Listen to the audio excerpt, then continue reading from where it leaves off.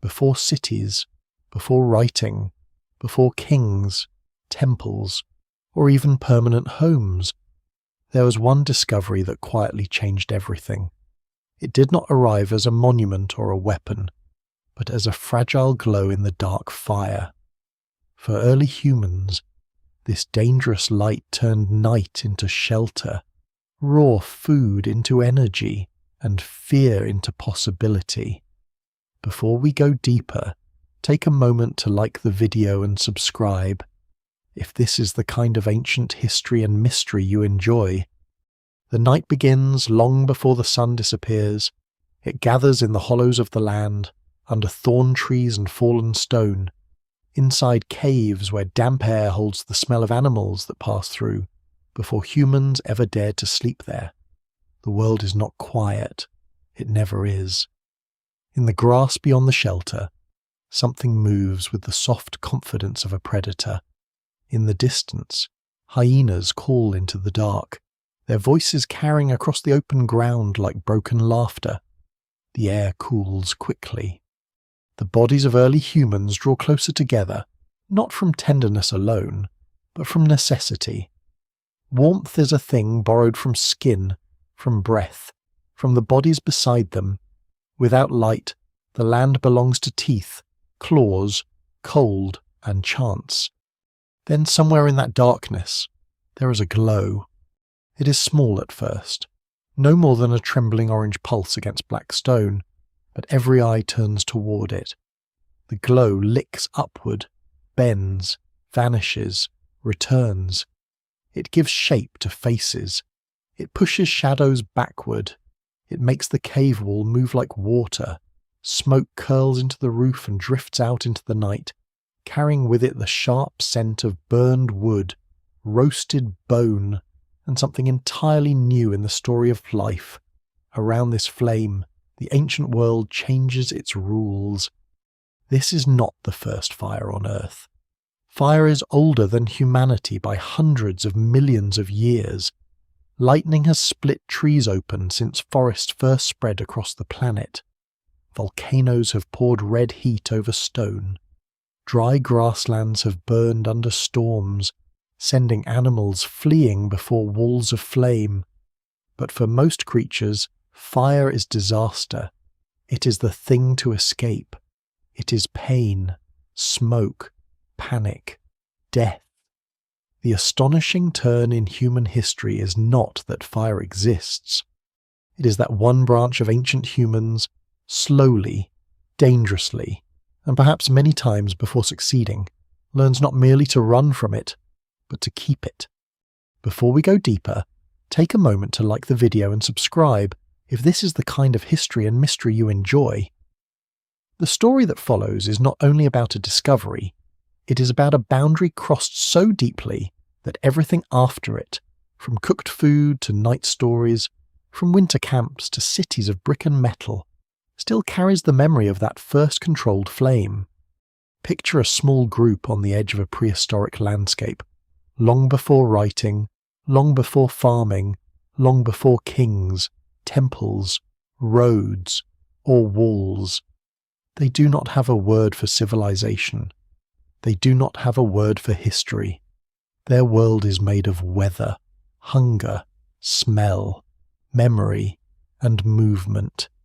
They know where water gathers after rain. They know which trees hold edible fruit, which carcasses are too dangerous to approach, which tracks are fresh, which silence means safety and which silence means something is watching. Their intelligence is practical, sharpened by risk. A mistake is not an inconvenience. A mistake can vanish an entire family line. And yet, with fire, their lives begin to stretch beyond the limits that had held their ancestors for countless generations. A flame is warmth, but it is more than warmth. It is a shield. It is a tool. It is a way of changing food before it enters the body. It is a strange companion that must be fed, guarded, carried, and understood. It is alive in its movement, but not alive in the way animals are alive. It eats without a mouth. It grows when given wood. It dies when neglected. It can save the group through a cold night and destroy the shelter in a moment of carelessness. No single explanation fully accounts for how early humans learned this balance, because the evidence remains incomplete, and the earliest experiments left only fragile traces: ash that can wash away, charcoal that can scatter, burned bone that can be mistaken for the work of wildfire. Still, what survives in the record suggests that the control of fire was not a single heroic moment. There is no one night when humanity suddenly becomes master of flame. The more likely story is slower, messier, and more human. A burned branch taken from a lightning strike, a smouldering log carried for a short distance, a camp that learns to preserve embers under ash, a group that fails and loses its fire, another that discovers how dry grass catches, another that learns which wood smokes, which burns hot, which lasts until morning. Knowledge gathers in pieces. It passes from hand to hand, from elder to child, from one season to another, long before anyone can explain what fire is. The landscape around them is not empty. It is crowded with other lives. Large herbivores move across plains in herds, carving paths through grass. Big cats hunt from cover. Scavengers wait for weakness. Birds circle above carcasses. In many regions, early humans are not the strongest hunters in the environment. They are clever, social, persistent, and adaptable, but their bodies are vulnerable. They do not have claws. Their teeth are not those of predators built to tear. Their infants are helpless for years. Their survival depends on cooperation, memory, and tools. Fire strengthens all three. When flames burn at the mouth of a shelter, the night changes. Predators still exist, but they hesitate. Eyes shine beyond the circle of light and then withdraw. Insects retreat from smoke. Cold becomes less absolute. Food that would once be tough, dangerous, or difficult to chew becomes softer. Bones crack more easily after heating. Tubers and roots become more digestible.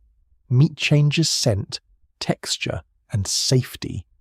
Scholars still debate exactly when cooking became regular enough to reshape human evolution, but the idea is powerful because it connects the hearth to the body itself. Fire does not merely change the world outside humans, it may help change humans from within. There is a hidden intimacy in this discovery. A stone tool can be dropped and picked up again. A spear can lie still. Fire demands attention. It creates a center. People must return to it. Someone must gather fuel. Someone must watch the embers. Someone must know how to protect it from rain and wind. Around it, bodies settle into a circle. Faces become visible after sunset. Hands are free from the urgent business of daylight. Food is shared in a different rhythm. The dark no longer ends all activity. It becomes a border pushed outward by light. In that glow, the human mind may have found a new kind of space, not simply survival, but memory, not simply reaction, but reflection. The flame makes gestures visible. It allows teaching after dark. It lengthens social time. It turns the shelter into something closer to a place, rather than merely a pause in movement. Perhaps this is where stories begin to grow deeper, where warnings become remembered scenes, where the dead remain present in the minds of the living a little longer. This cannot be proven in any simple way. The ash does not preserve voices, the stones do not record expressions, but the link between fire, gathering, food, danger, and imagination is difficult to ignore.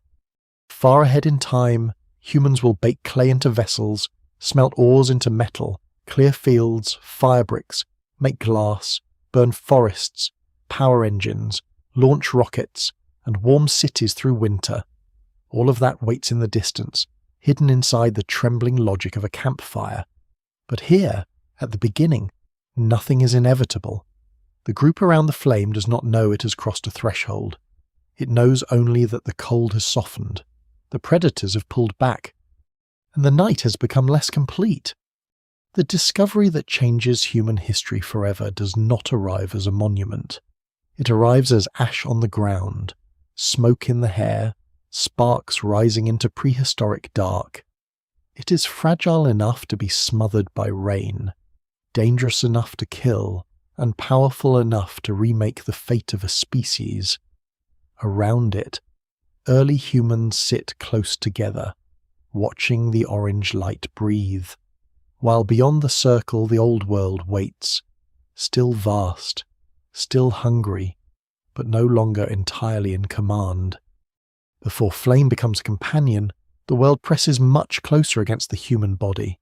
Cold is not an inconvenience that can be shut outside. Darkness is not a mood. Raw food is not a preference. Every limit is physical, immediate, and often unforgiving. To imagine early human life without controlled fire is to imagine a species living at the mercy of daylight, weather, tooth, infection, and the slow work of digestion. The same land that later becomes a stage for camps, hearths, and night gatherings is still a place where the setting sun reduces human power almost completely. When the light fades, visibility collapses. Eyes adjust, but never enough. The forms of trees and rocks become uncertain. A harmless shadow and a waiting predator can look much the same until the difference matters. Early humans have social intelligence, stone tools, and an ability to read the land with astonishing skill, but without fire they cannot easily claim the night. They may sleep in trees, in shallow shelters, among rocks, or in places chosen because the wind and the animals seem less dangerous there. Yet there is no glowing barrier between them and the world outside. There is only the group, the place, and whatever caution experience has taught them. The cold matters more than it first appears. Human beings are tropical animals in their deep origin, and even when ancient populations adapt to varied landscapes, the body still loses heat quickly after dark, a night that seems only cool to a modern person with clothing. Walls and blankets can be punishing to a body exposed to wind and damp ground. Warmth must come from closeness, from sheltered positions, from animal skins if available, from careful choice of sleeping places, and from the simple luck of the weather. Infants and the injured are especially vulnerable. A child who cannot maintain warmth, an elder weakened by hunger, a wounded hunter unable to move easily into shelter, these lives hang closer to the edge when there is no fire to hold the night back. Food also imposes its old limits. Raw meat can be eaten, and many animals thrive on it. But humans are not built like wolves or big cats. Tough fibers resist chewing. Parasites and pathogens travel through flesh. Raw roots, tubers, and seeds may contain toxins, hard starches, or bitter compounds that heat can soften, break down, or make safer. Without cooking, the menu narrows. The body must work harder for calories. Teeth, jaws, gut, and time become part of the cost of survival. A meal is not only something found, it is something wrestled into usefulness by chewing, pounding, slicing, scraping, soaking, and waiting. This is one reason fire becomes so important later, though scholars still debate exactly how early and how strongly cooking shaped human anatomy. What survives in the record suggests a long evolutionary story in which diet, tool use, climate, movement, and social behavior all interact. No single explanation fully accounts for the human body. Yet it is difficult to ignore the transformation that heat brings. Before regular cooking, a carcass is more laborious, a root more stubborn, a seed more difficult, a bone less generous. After cooking becomes dependable, many foods give up more energy with less effort. But before that change, every calorie has a harder gate to pass through. Predators are another boundary. Early humans do not move through a world conveniently cleared for them. They share landscapes with animals far stronger, faster, and better armed than themselves. large cats, hyenas, bears in some regions, crocodiles near water, snakes in grass and stone, and packs of dangerous scavengers all shape the geography of fear. A watering place can feed a group and kill one of its members in the same hour. A carcass can offer meat while attracting competitors that do not intend to share. Even caves, which later seem like symbols of shelter, are not automatically human spaces. They are used by bears, hyenas, leopards, and other animals long before people leave their marks inside them.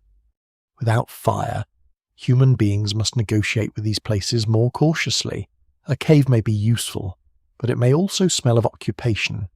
Bones at the entrance may mean food remains or danger. Darkness inside may conceal an animal resting farther back. The evidence remains incomplete because the deepest everyday fears of prehistoric life rarely fossilize. A claw mark on bone, a pattern of gnawing, a crushed skull, a scatter of remains in a carnivore den can hint at the violence of the world. But most moments of danger vanish without trace. What is clear is that ancient humans survived not by dominating nature in any simple way, but by reading it with relentless attention. Even daytime is not gentle. Without fire, there is less ability to process certain materials, fewer ways to preserve comfort, and fewer tools for transforming the environment.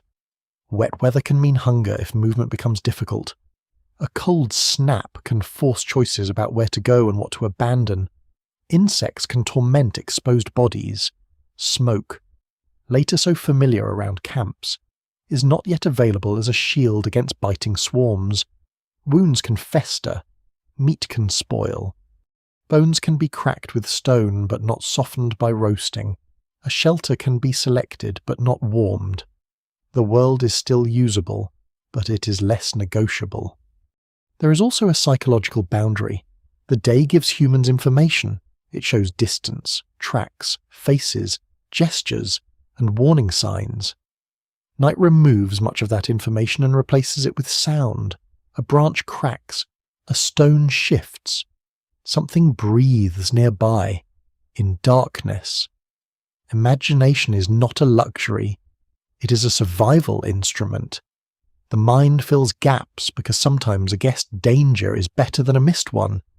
Without firelight, the group has fewer ways to steady itself. Faces are hidden. Hands cannot easily demonstrate a technique. Food cannot be carefully examined. A frightened child cannot look across the shelter and see the calm expression of an older person. The social world shrinks with the visible one. And yet these ancient humans are not helpless. It would be a mistake to picture them as crude figures waiting passively for one miraculous discovery. Long before the reliable hearth, they make tools, cooperate, remember seasonal landscapes, care for young, and adapt across changing environments. Some may scavenge with remarkable timing. Some hunt small animals or participate in dangerous group hunts. Some know the stone that flakes best and the plants that ripen after rain. Their lives are intelligent and complex. The absence of fire does not mean the absence of culture. It means that culture operates under tighter constraints. Those constraints are what make the later crossings so enormous. Controlled fire does not create human intelligence from nothing. It gives existing intelligence a new lever. It extends the reach of bodies that are otherwise fragile.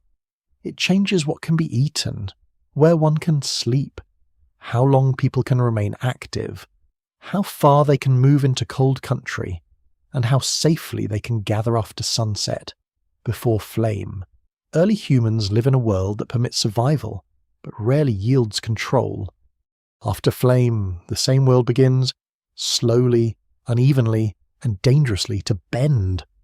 The mystery is that such a transformation begins with something every animal fears: a burning tree, a smoking branch, a grassland blackened by lightning, a red edge moving across dry ground. For countless creatures, these are signs to flee. For early humans, at some point, they become signs to watch. That change in attention may be one of the most important turns in prehistory. Before anyone learns to make fire, someone must first remain near it long enough to learn that it has habits. Before the hearth, there is the pause. Before control, there is curiosity held carefully against terror. Curiosity, and in such a world, does not begin as comfort. It begins at a distance, with bodies tense and ready to run. A storm crosses a dry plain. Clouds pile high above the horizon, dark at their bellies, lit from within by sudden white fractures. The air changes before the rain arrives. Birds drop lower, animals grow restless.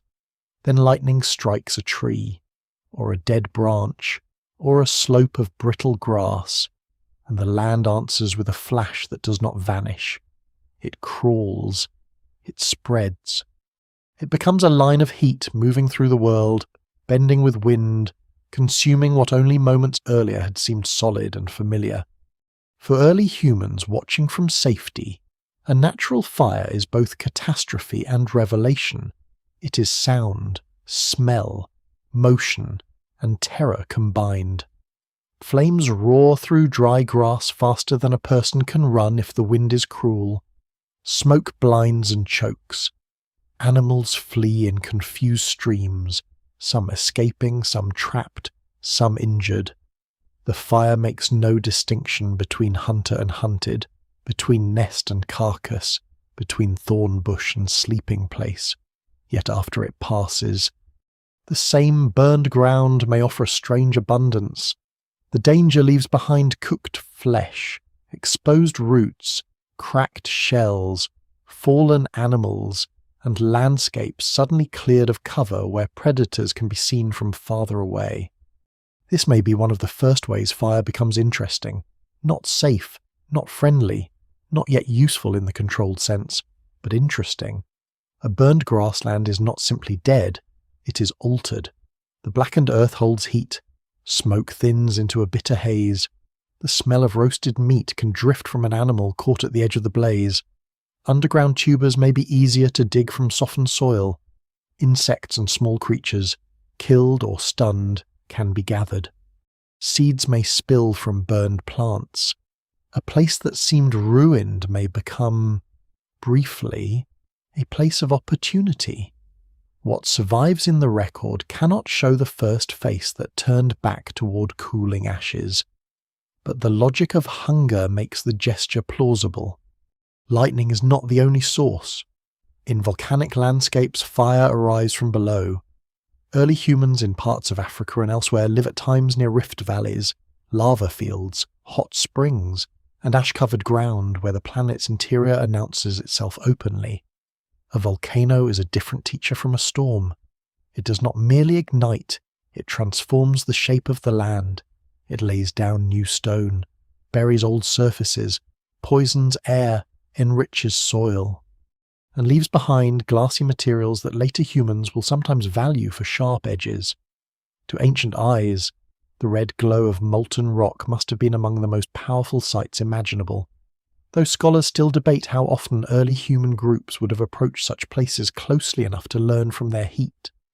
There are also slow fires, hidden fires, fires that burn inside tree trunks, peat, or buried roots after a larger blaze seems finished.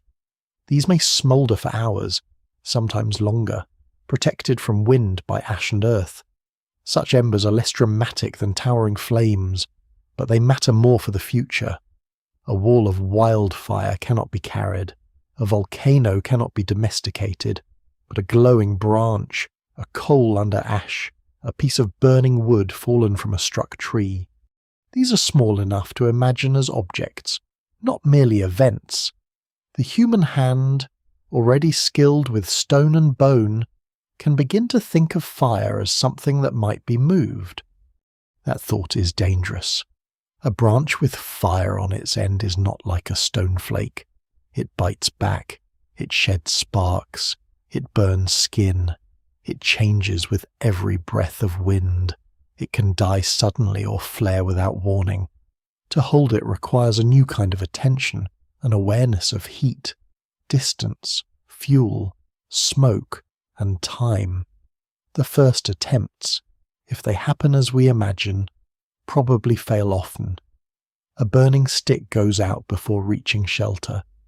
A child comes too close and is injured. A dry nest of grass catches where no one intended it to catch. Rain smothers the ember. Panic scatters the group. The evidence remains incomplete, but no single explanation fully accounts for the shift from wildfire to controlled fire without allowing for repeated failure. Natural fires also teach by rhythm. They show that flame needs something to consume. Wet wood resists it. Dry grass invites it. Wind feeds and drives it. Ash can hide heat. A fire grows where fuel is close together and weakens where gaps break its path. These are not lessons written in language, but early humans do not need writing to learn pattern. Their lives already depend on reading pattern tracks in mud, fruiting seasons, migration paths, the moods of animals, the signs of coming rain. Fire becomes one more pattern in a world full of signs, only brighter and less forgiving. The first strange sparks may therefore enter human life through observation before invention. A group does not need to create fire from friction or stone immediately. They can begin by watching how it behaves in the wild. They can return after a storm. They can approach a burned place when the heat falls. They can discover that some foods taste different after flame has touched them.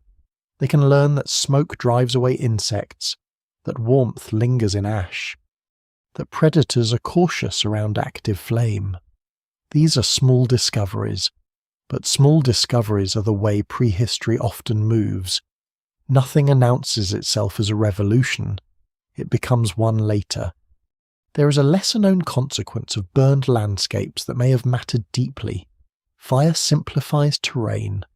In thick brush or tall grass, danger hides close. After burning, the ground opens. Visibility improves. Travel may become easier for a time. New green shoots appear after rain, drawing grazing animals back to the same places that had recently been black.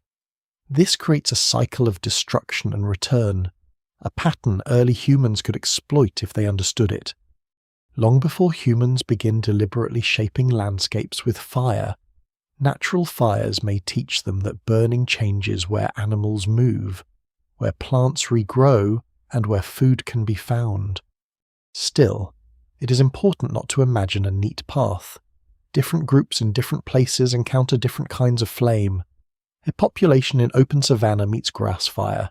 A group near forest sees lightning-struck trees smoulder. A group near volcanic land sees heat rising from stone. Some may use fire briefly and lose it. Others may avoid it for generations. Some may only gather food from burned ground without carrying embers.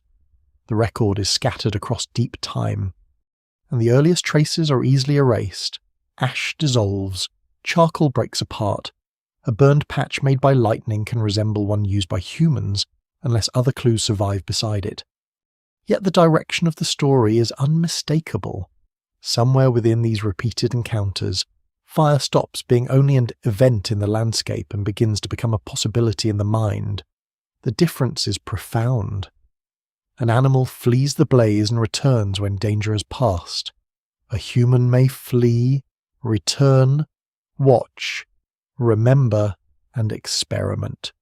The same flame that terrifies the body begins to attract thought. It suggests that the world contains forces that can be borrowed, not merely endured. So the first sparks are not just sparks of wood or grass, they are sparks of attention. A branch glows in the aftermath of lightning. A coal sleeps under ash. A burned animal gives off a smell unlike raw flesh. The night beyond the burned plain remains dangerous, and the humans watching it remain small beneath the storm sky. But something has shifted. The old instinct says run until the heat is gone. Another instinct, quieter and stranger, says look again. To learn from fire, early humans first have to do something that sounds simple only from a safe distance.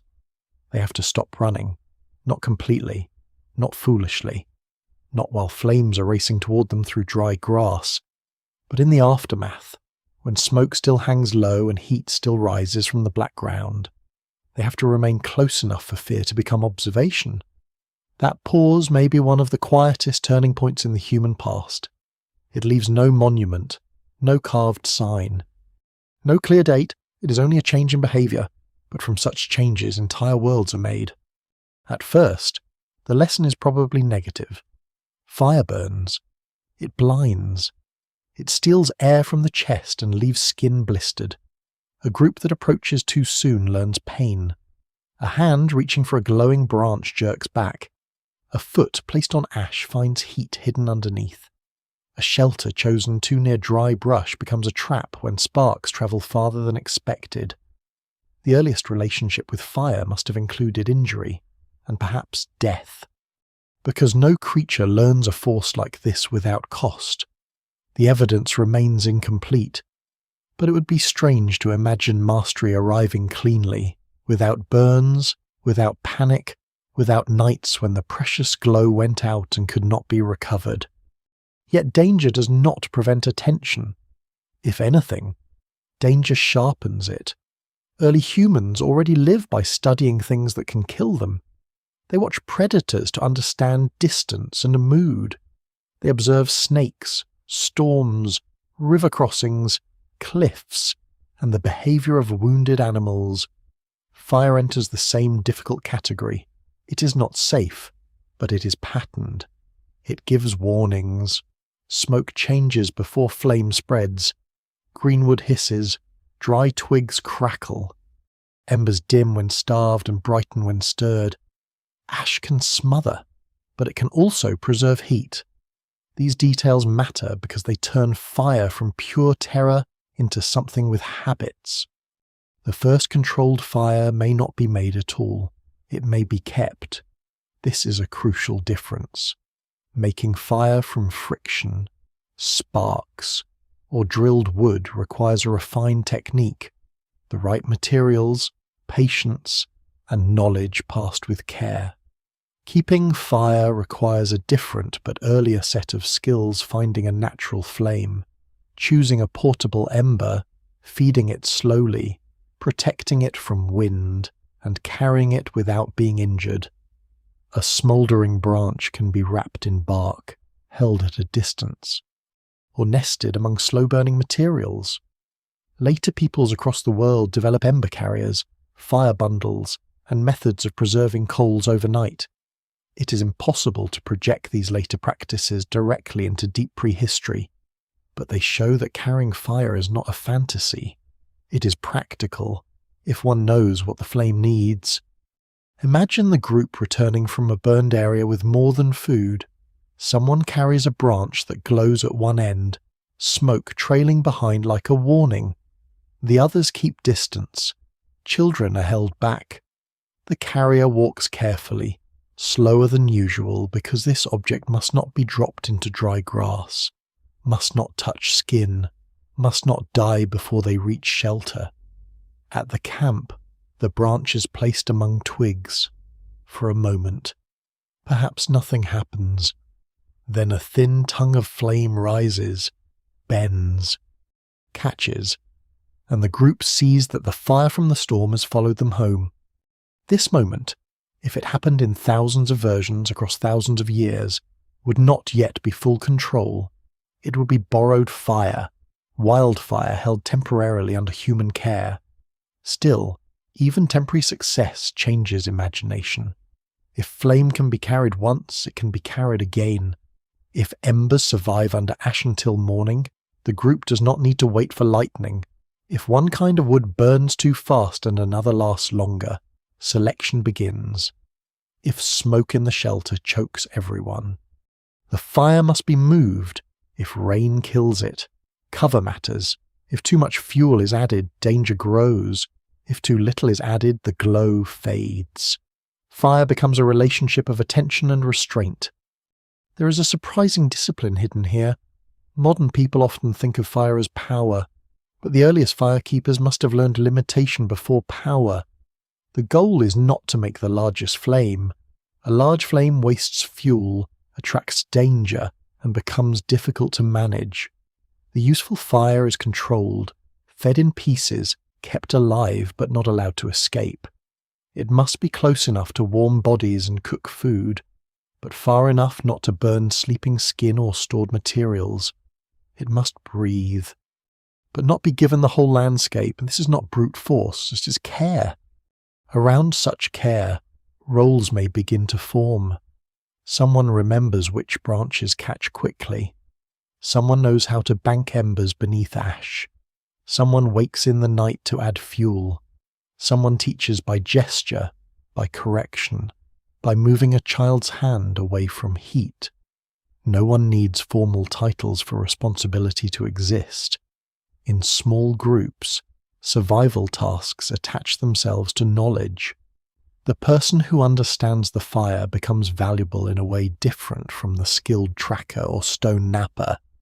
What survives in the record cannot identify these people, but their work may be among the oldest forms of human technical guardianship. Scholars still debate how early such behaviour became regular. Some archaeological sites suggest very ancient fire use, while others show clearer, repeated hearths only later. The uncertainty is not a weakness of archaeology so much as a reminder of how fragile the traces are. A true hearth can be destroyed by erosion. Ash can blow away. Charcoal can move through soil. A natural burn can confuse the picture. To prove control, researchers look for patterns.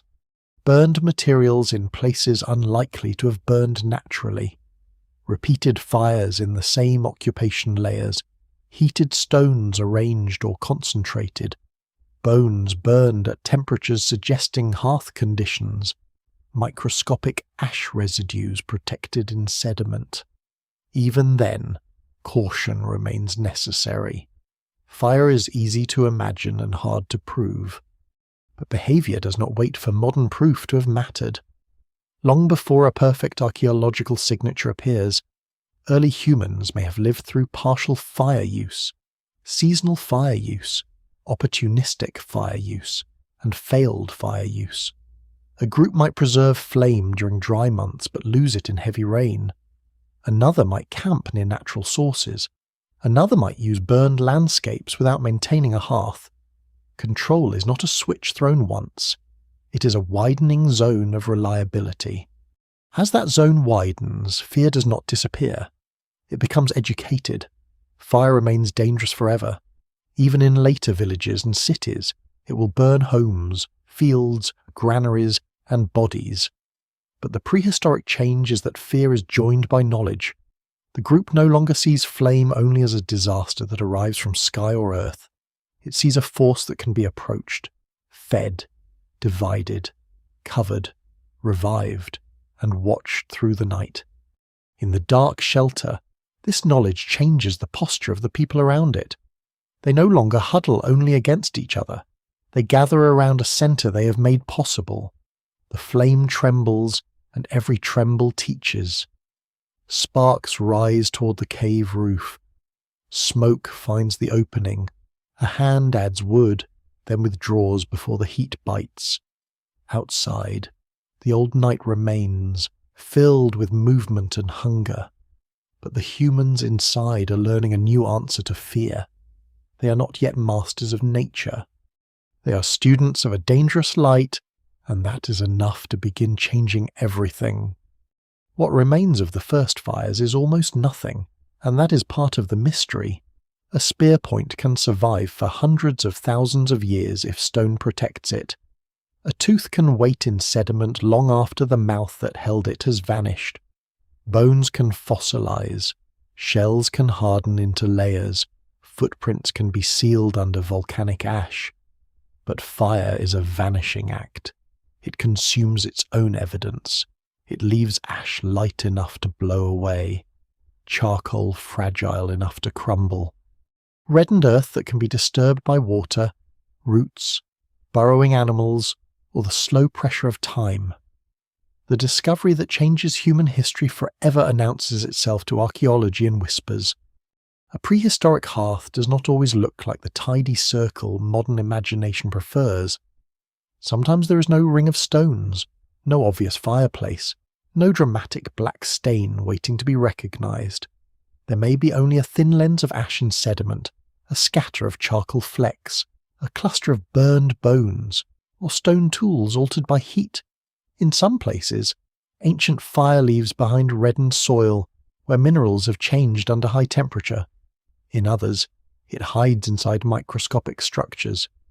Tiny ash crystals, burned plant remains, or chemical signatures that must be studied under laboratory conditions.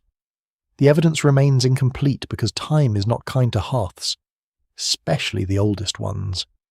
This is why archaeologists are cautious. A burned bone is not automatically proof of a human fire. A wildfire can burn bones. A natural blaze can sweep through a cave entrance or across a campsite long after humans have left. Lightning can ignite grass above buried remains. Volcanic heat can alter stone. Even sunlight concentrated under unusual conditions or later human activity can confuse a site. To show controlled use, researchers look for pattern and context. Fire traces matter most when they appear where natural burning seems unlikely, when they occur repeatedly in layers associated with human tools, when burned material is concentrated in a way that suggests a maintained hearth, and when the temperature of burning fits what a campfire would produce. At some ancient sites, the clues are tantalizing rather than final. Archaeologists may find stone flakes and bones near darkened sediment, suggesting early humans were present where burning occurred. But the crucial question remains, did humans control the fire, or did they merely occupy a place that had burned naturally? Scholars still debate some of the earliest claims because the older the site, the more the Earth has had time to rearrange the evidence. Sediments shift. Water carries fragments downward. Later, animals dig. Caves collapse and reopen. A neat story becomes difficult to defend when every layer has lived through thousands of seasons. Yet there are places where the pattern grows stronger. In southern Africa, Wonderwerk Cave has offered evidence that many researchers consider highly important for early fire use, with traces of burned plant material and bone deep inside the cave, far from where a natural wildfire would easily reach. The significance is not only that things were burned, but where they were burned. Deep cave interiors are not open grasslands. A fire trace there suggests that flame may have been brought inward and maintained by human hands. No single site can carry the entire story, and interpretations can be refined as methods improve. But such evidence pushes the imagination into very deep time, toward ancestors who may already have known how to keep fire close. Elsewhere, sites linked to early human relatives reveal burned materials that raise similar questions. In East Africa, South Africa, the Near East, and Europe, archaeologists find scattered evidence of fire through long spans of prehistory. Some layers show burned stone tools, charred plant remains, or bones heated to different degrees. A piece of flint changed by heat may shine differently or fracture differently. Bone burned at low temperature can darken. At higher temperature it may turn grey or white as organic material is driven away. These changes are not merely visual, they can be tested, compared, and placed within the site's larger pattern. One lesser-known detail is that ancient ash itself can have a crystal structure. Under a microscope, wood ash may preserve tiny mineral forms, though they are easily destroyed by water and soil chemistry. When such traces survive, they can reveal not just that burning happened, but sometimes what kinds of materials were burned and whether the fire was intense. Archaeology, at this scale, becomes almost ghost hunting. The object of study is not a grand artifact, but the residue of heat, the chemical memory of something bright that lived briefly and disappeared. Heated stones can also speak. When rock is exposed to repeated fire, its surface may redden, crack, spool, or change magnetically. In some hearths, stones are deliberately arranged to contain heat, support cooking, or protect embers, though such arrangements become clearer in later periods than in the earliest record. At very ancient sites, the question is often whether stones were accidentally heated, naturally burned, or intentionally placed near flame. What survives in the record suggests that fire use became more visible over time, not necessarily because it suddenly appeared everywhere at once, but because later humans used it more regularly, in more structured ways, and in places where traces were better preserved. Burned bones are among the most emotionally powerful clues. They suggest meals, carcass processing, marrow extraction, warmth, and the intimate nearness of bodies to flame. But they too require caution. A bone can be burned after it is discarded. It can be exposed to fire from a later occupation. It can be moved by animals or water. Archaeologists study burn patterns, breakage, location, associated tools, and sediment layers to understand whether bone entered the fire as food waste, fuel, ritual material, accident, or natural debris. In deep prehistory, the simplest answer is not always available. The most persuasive ancient fires are not single signs but combinations. Charcoal with tools, ash with cut-marked bone, burned sediment in repeated layers, heated stone in a protected shelter, evidence of occupation surrounding the burn. The strength lies in the pattern. A single blackened fragment may be ambiguous. A repeated hearth surface used again and again becomes harder to dismiss. Over time, the archaeological record begins to show not just contact with fire, but familiarity. That familiarity changes the way prehistoric sites feel when they are excavated. A scatter of stone tools can show where hands worked. Animal bones can show where bodies were butchered or eaten.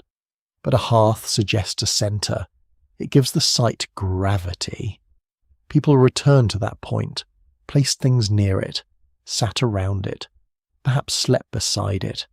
Even if no voices survive, the burned ground implies gathering. It tells us that the ancient shelter was not only a place where bodies passed through, but a place where attention settled. Still, the earliest ash refuses to become simple. Some researchers argue for very ancient controlled fire. Others insist that regular, habitual use becomes clear much later.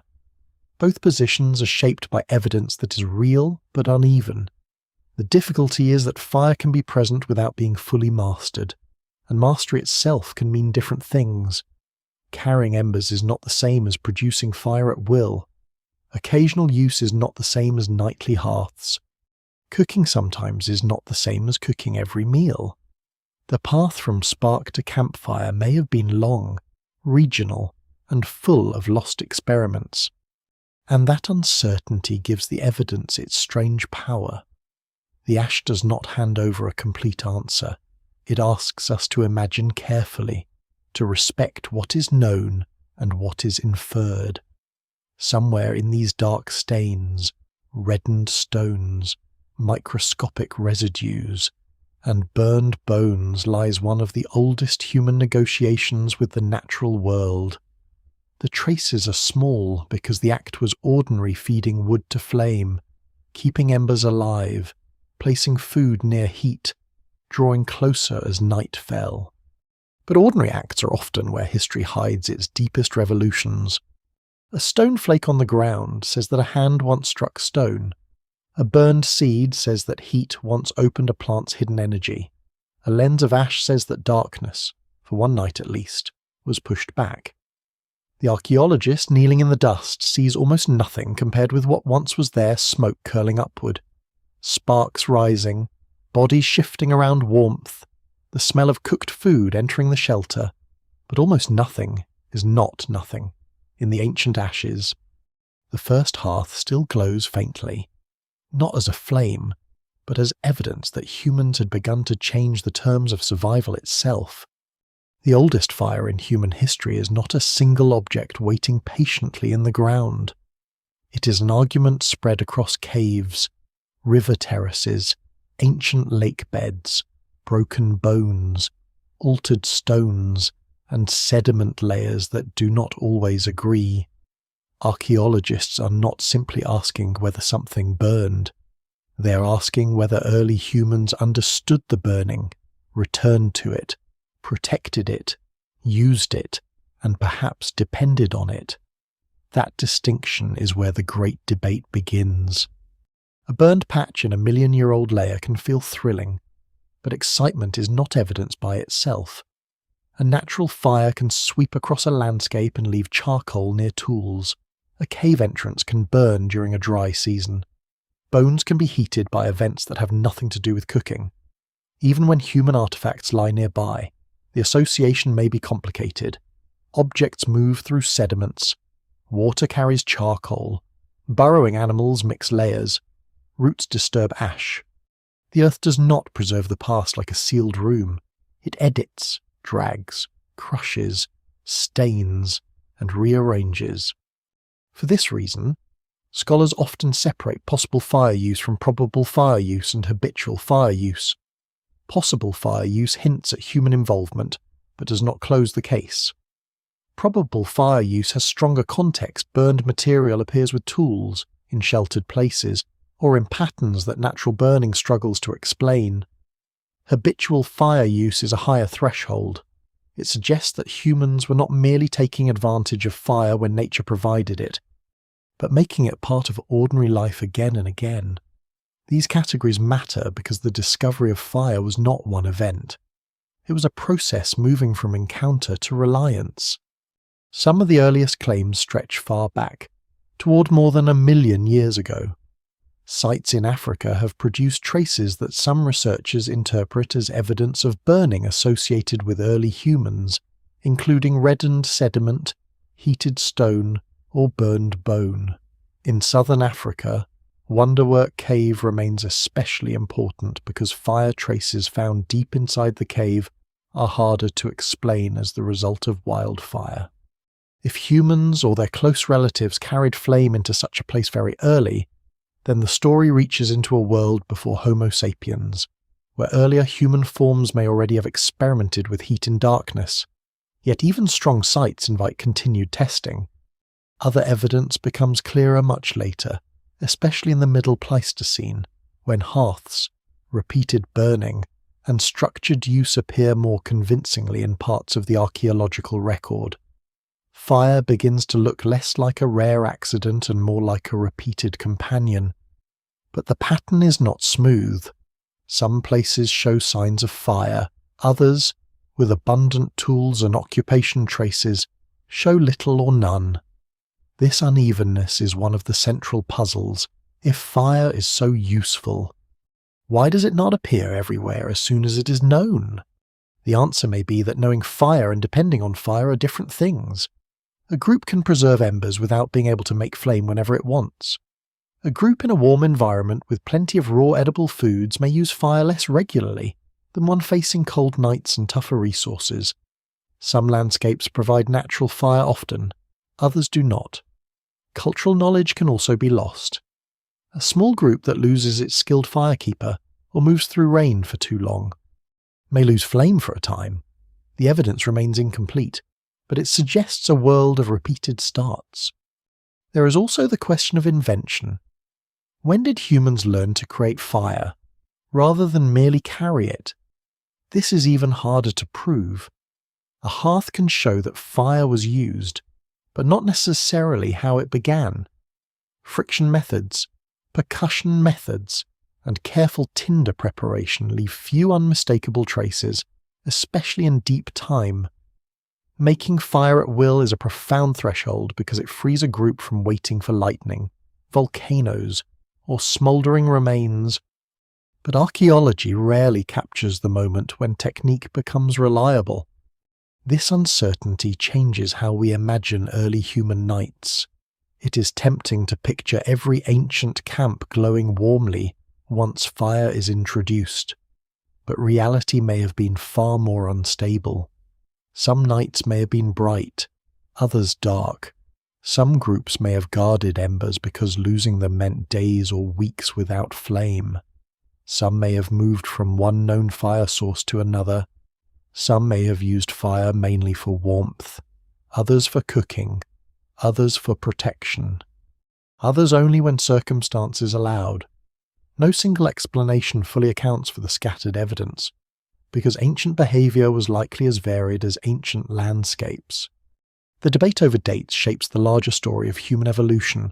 If controlled fire became common very early, it may have influenced body size, diet, brain energy, migration, and social life over a vast span of time. If habitual fire became common later, then other forces must explain earlier changes, and fire becomes less a cause of humanity's emergence than a powerful accelerator in an already complex story. Scholars still debate this because the stakes are high. Fire is too important to place carelessly. One surprising detail is that absence of evidence is difficult to interpret. A site without preserved ash does not prove people there lacked fire. The hearth may have been outside the excavated area. Ash may have dissolved. Later erosion may have removed the surface. People may have cleaned the hearth, moved camp, or built fires on ground that left a little trace. At the same time, archaeologists cannot simply fill every silence with imagined flame. So the date remains blurred. There are early glimmers, stronger signals later, and a long middle zone where different researchers weigh the same fragments differently.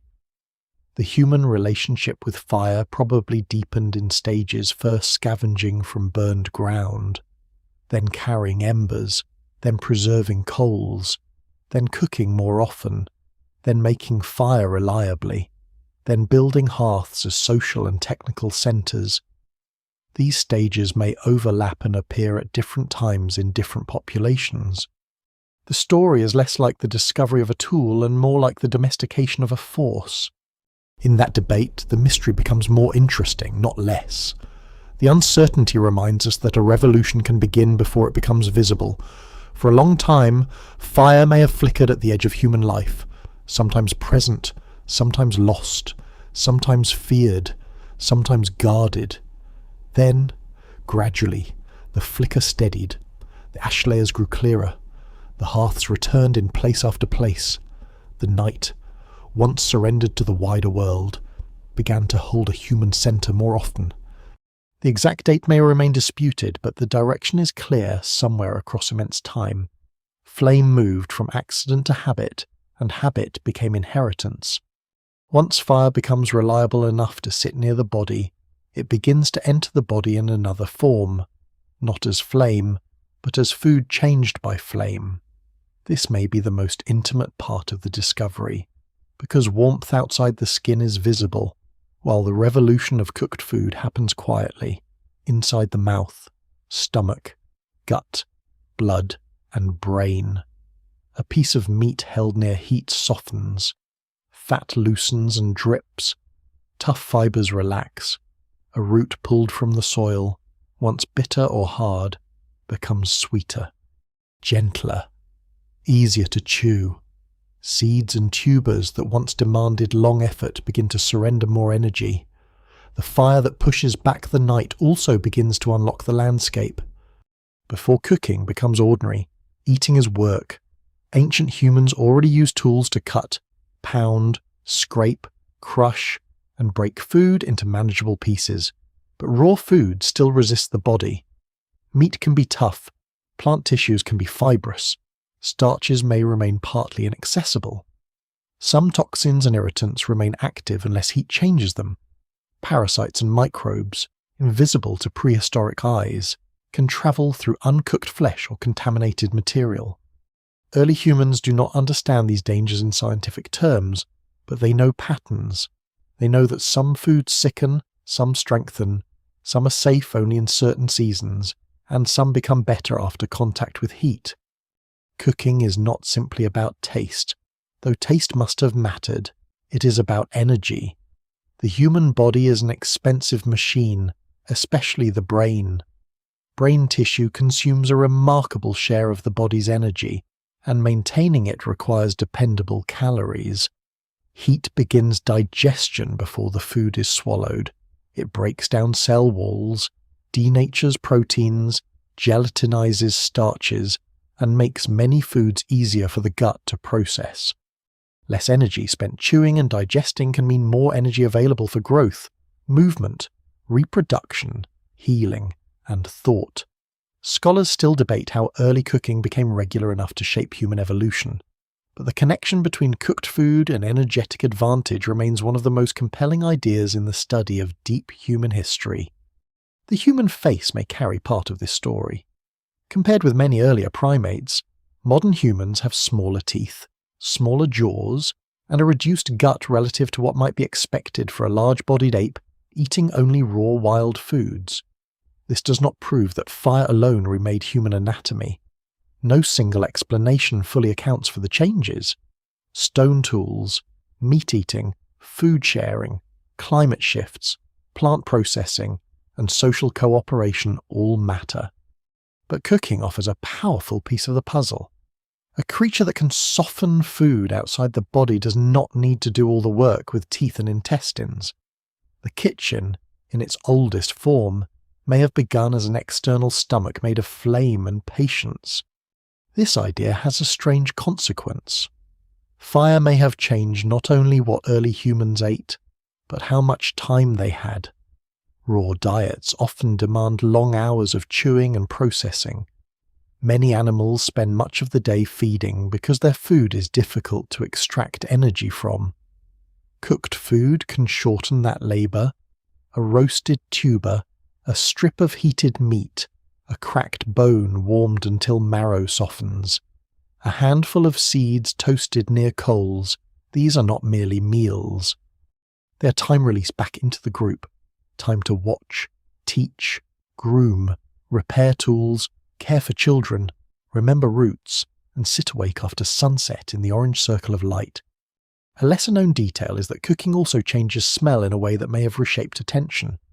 Roasted meat sends signals through the air that raw flesh does not. Heated plant sugars and proteins produce aromas that can travel, attract, warn, and gather. The smell of cooked food may have become one of the earliest emotional signatures of home, long before homes were built. It also carried risk. A cooking fire could draw scavengers, predators, or rival groups. The meal that nourished the camp might announce the camp's presence. Fire offers abundance, but it rarely offers anything without a bargain. Cooking also transforms sharing. Raw food can be eaten quickly at the place where it is found, but cooked food often requires delay. It must be brought near fire, prepared, held, watched, turned, pulled away before it burns, allowed to cool. This creates a pause between acquisition and consumption. In that pause, social rules become important. Who receives meat first? Who tends the fire? Who feeds infants, elders, the injured, or skilled members of the group? What survives in the record cannot answer these questions directly, but the hearth invites them because it gathers food into a visible centre. Around fire, eating can become more communal, and communal eating can become a foundation for trust, obligation, and memory. The safety benefits may have been equally important. Heating meat can reduce parasites and pathogens. Cooking plants can neutralize some toxins or make bitter foods more tolerable. Smoke can help dry or preserve certain foods, though systematic preservation belongs to later traditions. Even simple roasting changes the relationship between danger and nourishment. Early humans would not have known why some heated foods cause less sickness, but repeated experience is a powerful teacher. A group that learns which foods become safer or more useful after heat gains access to a broader menu. In harsh seasons, that difference can matter enormously. Yet the story should not be simplified into a single miracle. Fire does not make every food safe. Some toxins survive heat. Burned food can harm. Smoke irritates lungs and eyes. Poorly managed cooking can waste precious calories. A fire that goes out too early leaves food half-changed. A fire too hot destroys what it should improve. The evidence remains incomplete, and the earliest cooking was probably uneven, experimental, and bound to local environments. Some groups may have cooked often, others rarely. Some may have relied more on roasted meat, others on heated roots, seeds, or marrow. The revolution of cooked food likely unfolded as many small revolutions, each tied to landscape and need. Still, once humans begin to depend on cooked food, the flame becomes woven into hunger itself. A fire is no longer only something outside the camp, borrowed from storms or guarded against predators. It becomes part of the daily rhythm of appetite. Fuel must be gathered before hunger peaks. Food must be prepared in ways that match the fire's moods. Children learn not only what can be eaten, but what must be warmed, softened, cracked, or roasted. The body begins to expect what the flame provides.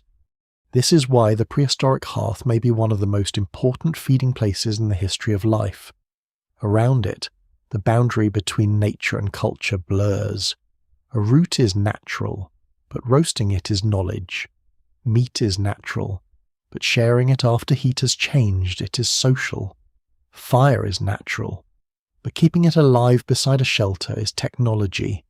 Inside the body, these things meet. Calories become movement, food becomes growth, warmth becomes survival. The brain, hungry and restless, receives the energy of a world transformed before it is swallowed. By the time the group settles again near the embers, the change is no longer only in the landscape, it is in muscle, blood, memory, and habit. The flame outside flickers against the cave wall, but another fire has begun in the human story, a slow metabolic fire fed by cooked food, widening the possibilities of the body that carries it. The discovery of flame is becoming not just a tool of survival, but a hidden engine of becoming human. When fire settles into the centre of a camp, night stops being only the end of the day. This is a change so deep that it is easy to miss, because modern people inherit light everywhere. A hand touches a wall, and a room brightens. Streets glow after sunset. Screens shine in the palm. But for most of life's history, darkness is not a background. It is a force. It closes distance, hides movement, erases detail, and hands the world back to animals better made for the dark, for early humans. A controlled flame does not merely illuminate a few stones and faces, it creates a new human territory inside the night. The circle of firelight is small, but its meaning is enormous. Beyond it, the old darkness remains almost untouched. Trees still stand as black shapes. Grass still trembles with unseen movement. Predators still pass through the distance. The fire does not conquer the night completely. It makes a pocket inside it, a fragile island of warmth and visibility that must be fed to survive. Yet that island changes how the group breathes. Bodies no longer press together only in blind caution. Hands can work after sunset. Eyes can meet. The shape of a face, the lift of a brow, the movement of fingers around a tool or a piece of food, all remain visible when they would otherwise vanish. Protection is the most obvious gift. Many predators are cautious around flame, not because fire is magic, but because it is unpredictable, bright, hot, smoky, and dangerous. A campfire does not make humans invulnerable. A desperate or experienced animal can still approach. Sparks can die. Smoke can shift away. A weak fire may offer little barrier. The evidence remains incomplete, and no archaeological layer can show every animal that turned aside from a glowing camp. But the logic is strong. Fire alters the risk calculation. It gives fragile bodies a warning signal, a shield, and a visible boundary. Eyes shining beyond the light may pause where once they would have advanced. Smoke also matters. It irritates, blinds, and stains, but it drives away insects and can make a shelter less welcoming to some pests. Anyone who has sat too close to a smoky fire knows that this protection comes with discomfort. Early humans surely know it as well. Eyes water, throats roughen, hair and skin hold the smell. Caves and shelters can trap smoke if the fire is badly placed. In this sense, fire is never simply comfort, it is negotiation. The group must learn where to place it, how to feed it, when to move away, when to endure smoke because the night insects are worse. Even the gift of safety arrives mixed with cost. Sleep changes too. Without fire, sleep is surrender. With fire, it remains surrender but less absolute. A banked hearth gives warmth through cold hours. Embers glow low under ash. Someone may wake to add fuel, whether by habit, fear, or responsibility. The fire creates a reason for partial watchfulness, and perhaps a way to organize it. In small groups, the sleeping and waking bodies may arrange themselves around heat, with infants and vulnerable members closer to warmth. Others nearer the edge. What survives in the record suggests hearths as centres of repeated occupation in later periods, but the emotional geometry of those nights is beyond excavation. Still, it is easy to imagine how warmth, light, and shared vigilance reshape the feeling of rest. Night also becomes time. This may be one of fire's most underestimated consequences. Before reliable light, the useful day is largely bound to the sun. After fire, activity can continue. A stone edge can be retouched, a hide can be scraped, a child can be groomed, food can be divided, injuries can be examined, tools can be placed where they will be found in the morning. Lessons can continue after dusk, not in formal instruction, but through watching and correction. The extra hours are not always productive in a modern sense. They are social, practical, emotional. They allow a group to remain awake together when the landscape has gone dark. Around the flame, faces become a kind of technology. Human beings are intensely social animals. They read expressions, gestures, posture, attention, hesitation, approval, alarm. Firelight keeps these signals alive after sunset. It makes social life more detailed in hours when darkness would otherwise reduce it. A glance across the hearth can calm, warn, invite, or correct.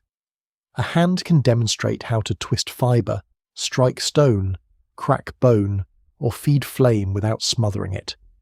Children learn not only from daylight tasks, but from evening repetition. Knowledge lasts longer each day because light lasts longer. This is where storytelling may have deepened. Though scholars still debate when language became complex enough for the kinds of narratives modern humans know, it would be careless to place fully formed myths around the earliest fires without evidence. But it would also be strange to ignore the setting fire creates. The group is gathered. Food has been eaten. Danger remains outside the circle. The mind, relieved from immediate movement, has room to arrange memory. Events from the day can be acted out by gesture. Routes can be recalled. Warnings can be repeated. The dead can be remembered. Animals can be described not just as meat or threat, but as presences with habits.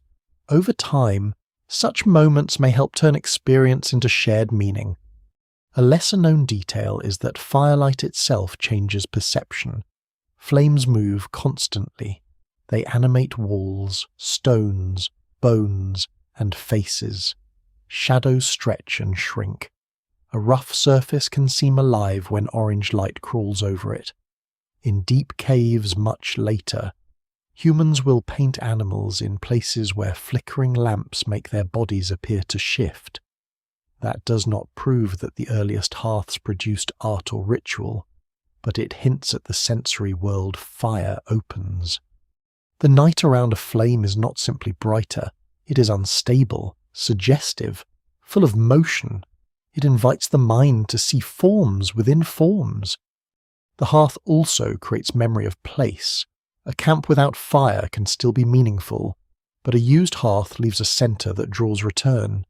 Embers die, ash remains, bones gather, tools fall nearby. Sleeping places form around the same warm point. The land begins to hold human repetition. A shelter becomes not merely a spot chosen for one night, but a place known through previous warmth. Later, this habit of returning to hearths will echo through huts, houses, villages, temples, and cities. The centre of the home, in many cultures, will remain the fire long after walls become stronger than caves. Yet the flame never lets humans forget its older nature. It protects against the night, but it can also betray the careless. A spark in dry bedding, a child too near the coals, a sudden gust, a branch that rolls from the fire, the human island of light can become disaster in a moment. This danger may have trained attention as much as comfort did. To live with fire is to live with a force that must be respected even when familiar. In that sense, the hearth teaches emotional discipline. It offers calm, but only to those who keep watch. By the time night deepens and the group settles close to the glow, the world outside has not become less wild. The hyenas still call, the wind still moves through grass, eyes still appear and disappear at the edge of seeing, but inside the circle, the human world has expanded. Darkness no longer rules every hour after sunset. Warmth, food, teaching, memory, and watchfulness now continue beneath the stars. The flame is small, and the night is vast, but the balance has changed. Humans have not ended darkness. They have made a place within it, and from that place, the long inner life of the species begins to grow. Once fire becomes part of the camp, it does not remain only beside the body or inside the meal, it begins to enter the tools. This change is quieter than cooking and less visible than the glow that pushes back darkness, but it marks another threshold. Early humans already know that the world can be shaped by impact, pressure, cutting, scraping, and grinding. Stone struck against stone becomes an edge. Bone can be pointed, wood can be sharpened, hide can be worked. But heat adds a new kind of transformation. It changes materials from within. Wood is probably one of the first materials to reveal this. A branch placed too close to flame chars. At first, this may seem like damage, the blackening of something useful. But charred wood can also become easier to scrape into a point. Heat can harden the surface of a wooden spear if handled carefully, drying it, toughening it, and making it more resistant than fresh green wood. A point passed through fire must not be burned to weakness, only heated, turned, watched, and finished with stone. Such work requires patience. It requires knowing the difference between useful heat and ruin. The same discipline learned at the hearth now moves into technology. Wood rarely survives from deep prehistory, so the full story is difficult to see. The evidence remains incomplete because most wooden tools decay into soil long before archaeology can reach them. Still, rare discoveries from later prehistoric contexts show how skilled early humans and their relatives could be with wood. Carefully shaped spears from ancient sites reveal planning, balance, and understanding of material. Whether every early spear point was fire-hardened is not something that can be assumed, but what survives in the record suggests that heat treatment of wood was within the range of ancient technical imagination. Fire gives the hand one more way to prepare the world before striking. Stone, too, can be changed by heat. This is one of the more surprising details of prehistoric technology. Certain stones used for tools, especially fine-grained materials like silkrete, flint, or chert in some regions, can fracture more predictably after controlled heating. Heat can alter their internal structure, making them easier to flake into sharp edges. But the process is risky. Too little heat may do nothing.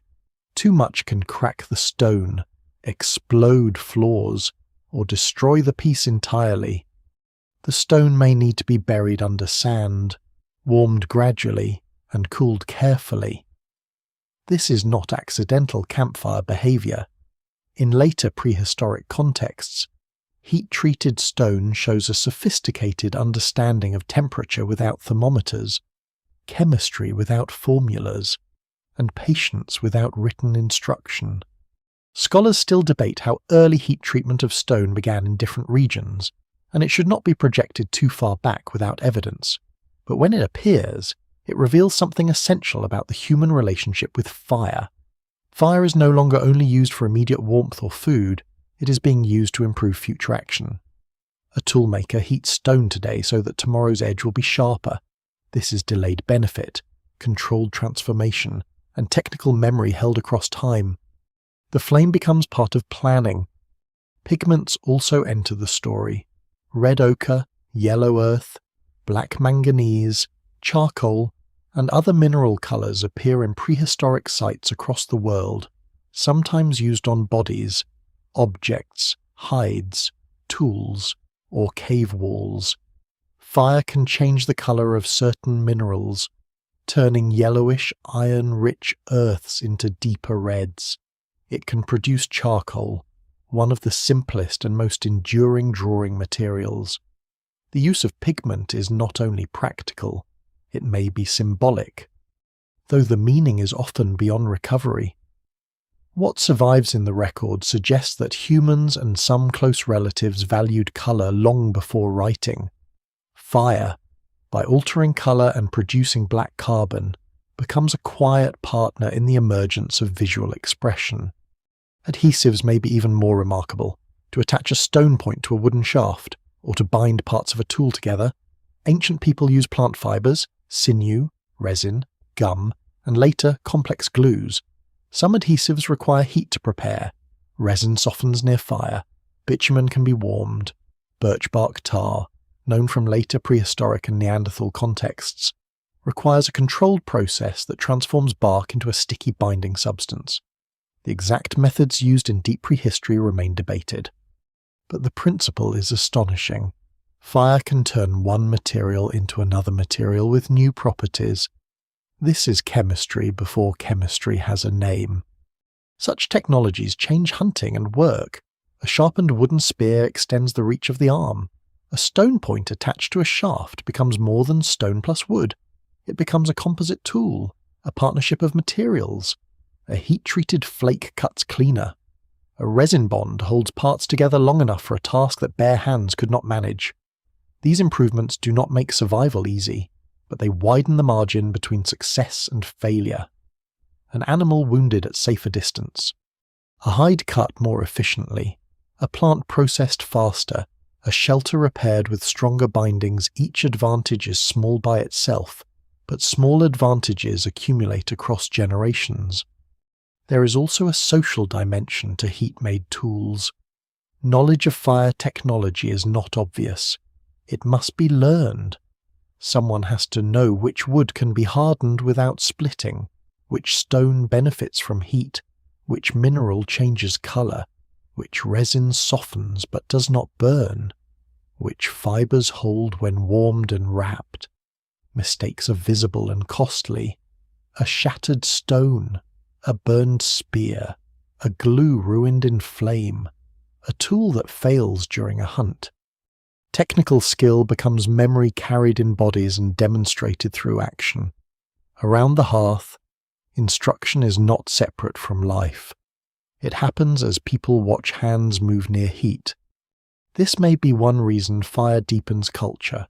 It creates processes that cannot be understood in a single glance. A sharp stone edge is visible. A heat-treated stone's history is hidden inside it. A hardened spear carries an invisible past of warming, scraping, testing, and turning. A lump of adhesive holds within it the memory of bark, resin, smoke, and controlled temperature. Fire teaches that matter has concealed possibilities. The world is not only something found, it is something waiting to be altered under the right conditions. No single explanation fully accounts for the rise of complex human technology. Intelligence, social learning, mobility, environmental pressure, and anatomy all matter. But fire changes the workshop. It makes darkness usable, materials more flexible, and planning more powerful. It allows humans to prepare not only their food, but their tools, colours, bonds, and weapons. The hearth becomes a laboratory without walls. As sparks rise from the campfire, the objects nearby begin to tell a larger story. A spear point warms at the edge of the coals. A stone is placed carefully where heat will reach it slowly. A smear of red pigment darkens in a shell or on a flat rock. Resin softens until it can be pressed into a joint. These are not the monuments of civilization, not yet. They are smaller than temples, quieter than cities, easier to overlook, but within them lies the same principle that will one day fire pottery. Smelt copper, forge iron, bake brick, cast bronze, and build engines. Fire has become more than a discovery. It has become a method of changing reality. With fire in the camp, the map of the world begins to change, not at once, not in a clean line spreading across continents, but gradually, wherever warmth, cooked food, and guarded night allow human groups to remain in places that once pressed too hard against the body. Cold lands do not open because humans suddenly become fearless. They open because fear can now be met with preparation. A flame cannot stop winter, but it can make winter negotiable. It can dry wet skin, warm a sleeping place, soften frozen food, harden tools, keep watch through long nights, and give a small group the confidence to stay where the sun is weak and the wind has teeth. Early humans evolve in warmer regions, but their story does not remain there. Over deep time, different human populations move through Africa, into Eurasia, across open grasslands, wooded valleys, river corridors, coastlines, mountain edges, and eventually the cold margins of Ice Age worlds. These movements are never simple.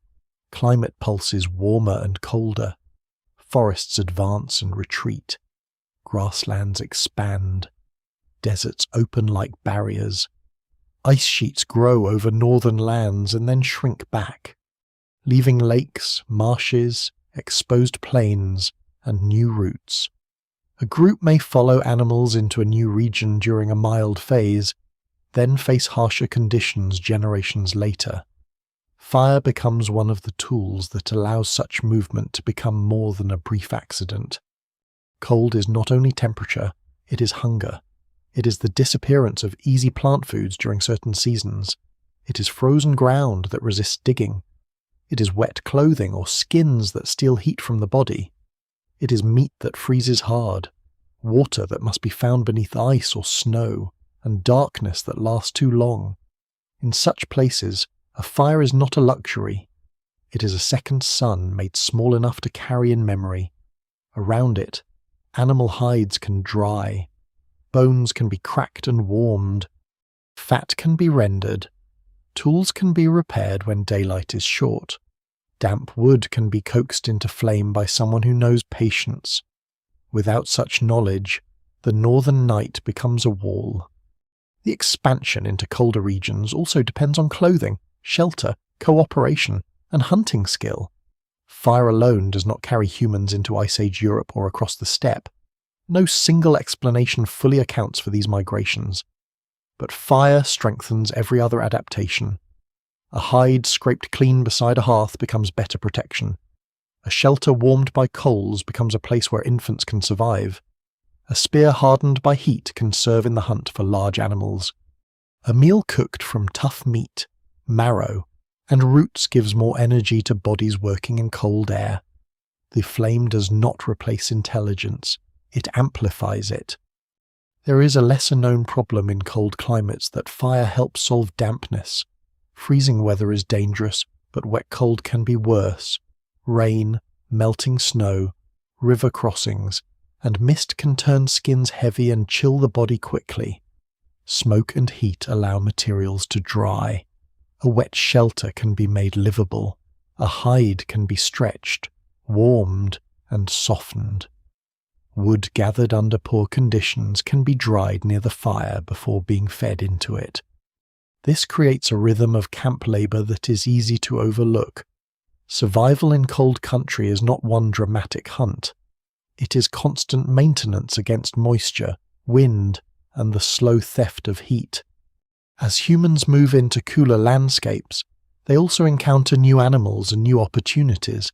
Herds of horse, bison, reindeer, mammoth, woolly rhinoceros, and other Ice Age creatures shape the open steppe in different times and places. These animals are powerful, mobile stores of calories, hides, bone, sinew, and fat. Fire helps turn a dangerous carcass into a broader resource. Meat can be roasted, fat can be melted, bones can be warmed and broken for marrow, Hides can be worked near warmth.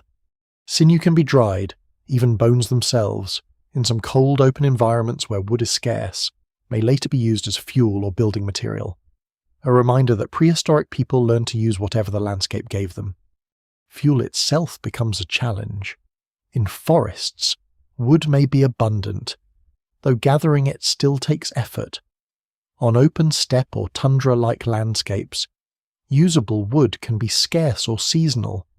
People may burn shrubs, driftwood, dung, bone, or mixtures of materials depending on what is available.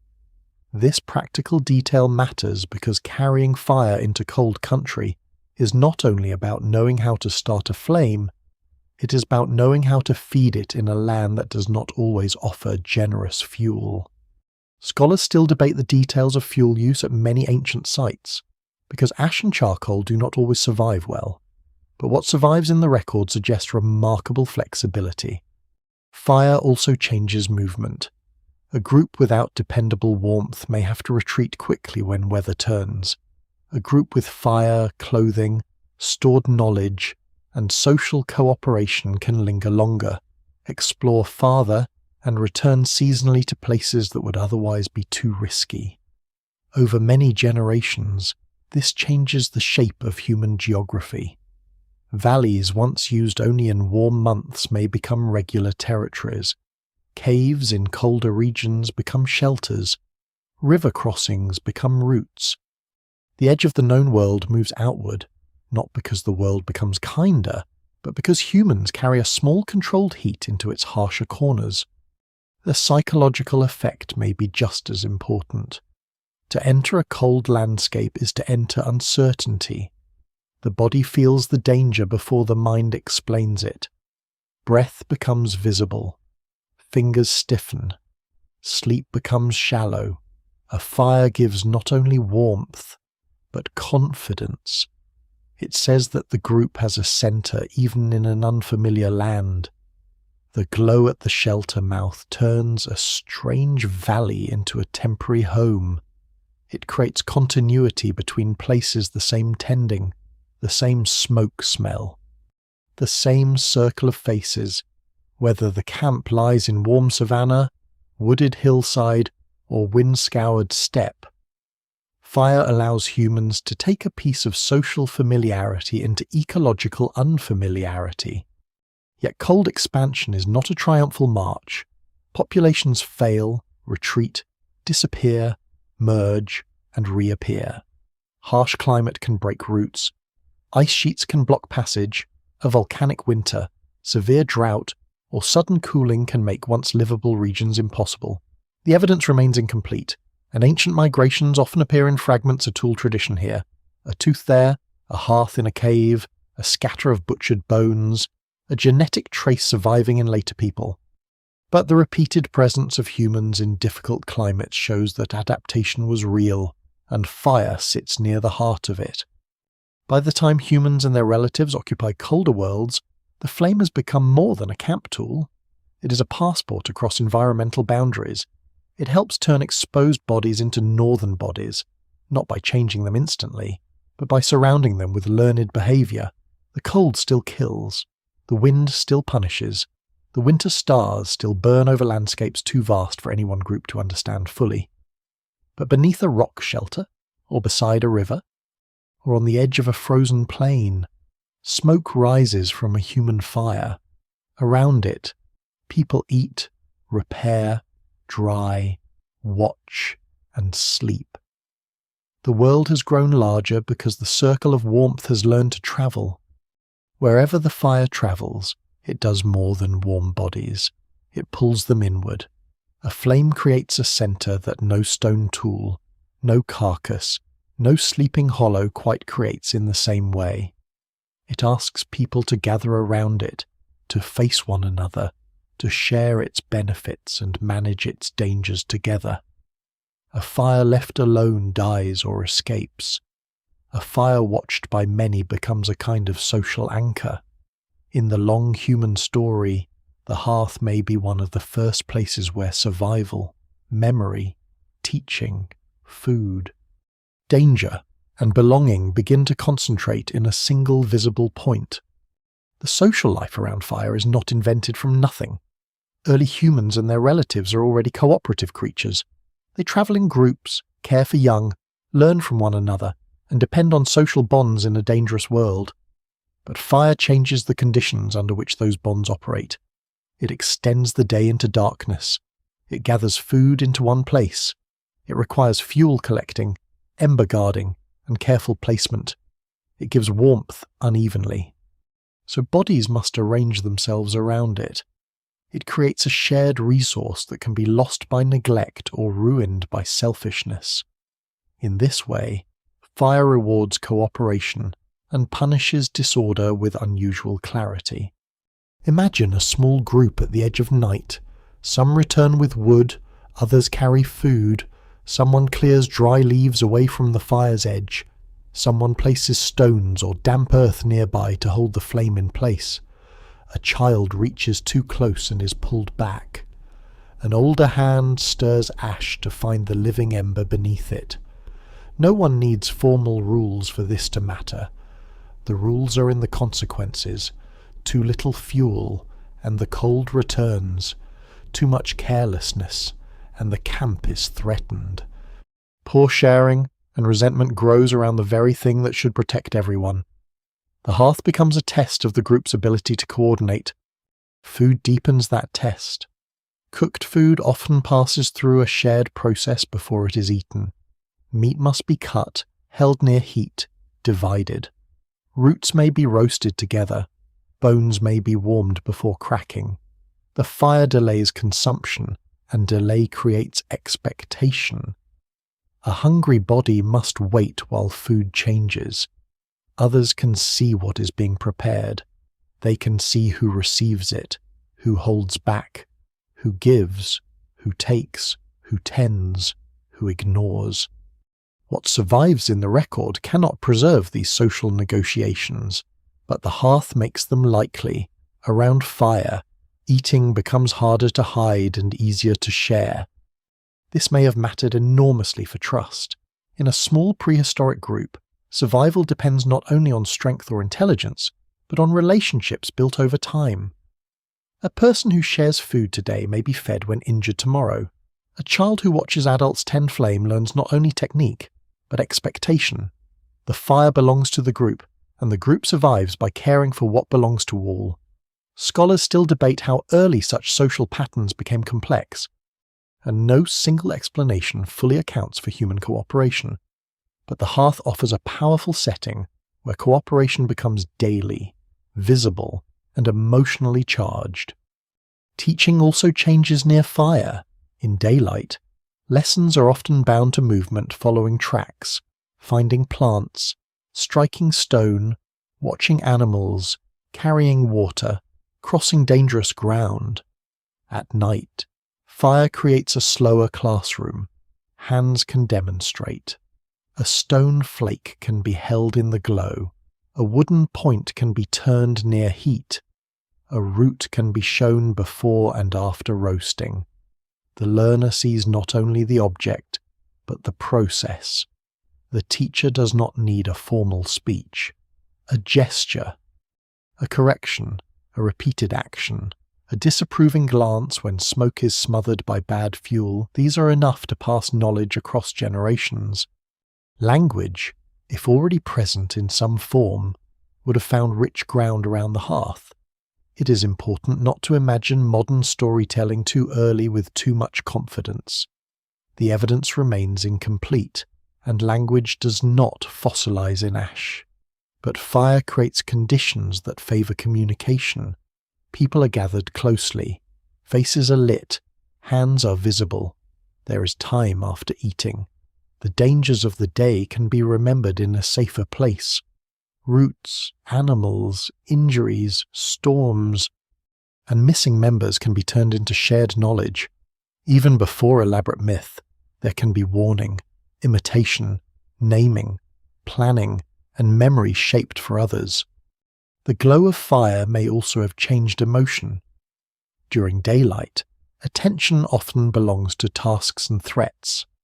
Around the evening hearth, attention can turn toward the group itself. Grooming, resting, feeding children, caring for the injured, watching elders, and sitting in silence all become part of the same social space. A dying ember can draw anxious attention. A revived flame can bring relief. These feelings are not trivial. They bind memory to place. A camp remembered as warm, safe, and well-fed is different from a camp remembered as cold and fearful. Over time, the hearth may become one of the earliest emotional centres of human life. Ritual may begin here in forms too small to recognise archaeologically. Not grand ceremonies, not temples, not carved gods, but repeated acts that carry meaning because they are done the same way again and again. Banking embers before sleep, placing certain bones in the fire, keeping children away from flame, feeding the first dry twigs to a coal, gathering at a certain hour, watching sparks rise into darkness. Some of these acts are practical, but practical acts can gather symbolic weight when they shape survival. Scholars still debate the origins of ritual behaviour, and it would be careless to claim too much. Yet the hearth is one of the places where repetition, danger, gratitude, memory, and mystery naturally meet. There is a surprising kind of equality in the fire's circle, and also the beginning of difference. Everyone can feel warmth, but not everyone may control access to it. Everyone can see the flame, but some know better how to keep it alive. A skilled firekeeper, toolmaker, healer, tracker, or elder may gain quiet authority near the hearth. Children may learn where they sit, when they eat, how they listen. The fire gathers the group, but it also makes relationships visible. Power, care, dependence, and knowledge all show themselves in the orange light. The social hearth does not erase conflict. It may intensify it. A group can quarrel over fuel, food, sleeping space, or carelessness. Smoke can irritate everyone. A badly managed fire can expose weakness. But even conflict around the hearth reveals how central the flame has become. People argue over what matters. Once fire is woven into warmth, food, safety, and memory, it becomes impossible for the group to treat it as just another object. Far in the future, human homes will be built around fireplaces, ovens, stoves, lamps, altars, and later electric lights that imitate the security once given by flame.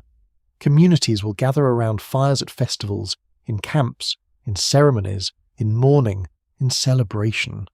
Even when the practical need fades, the emotional shape remains people facing inward toward light, while darkness presses outside. In prehistory, that shape is still new.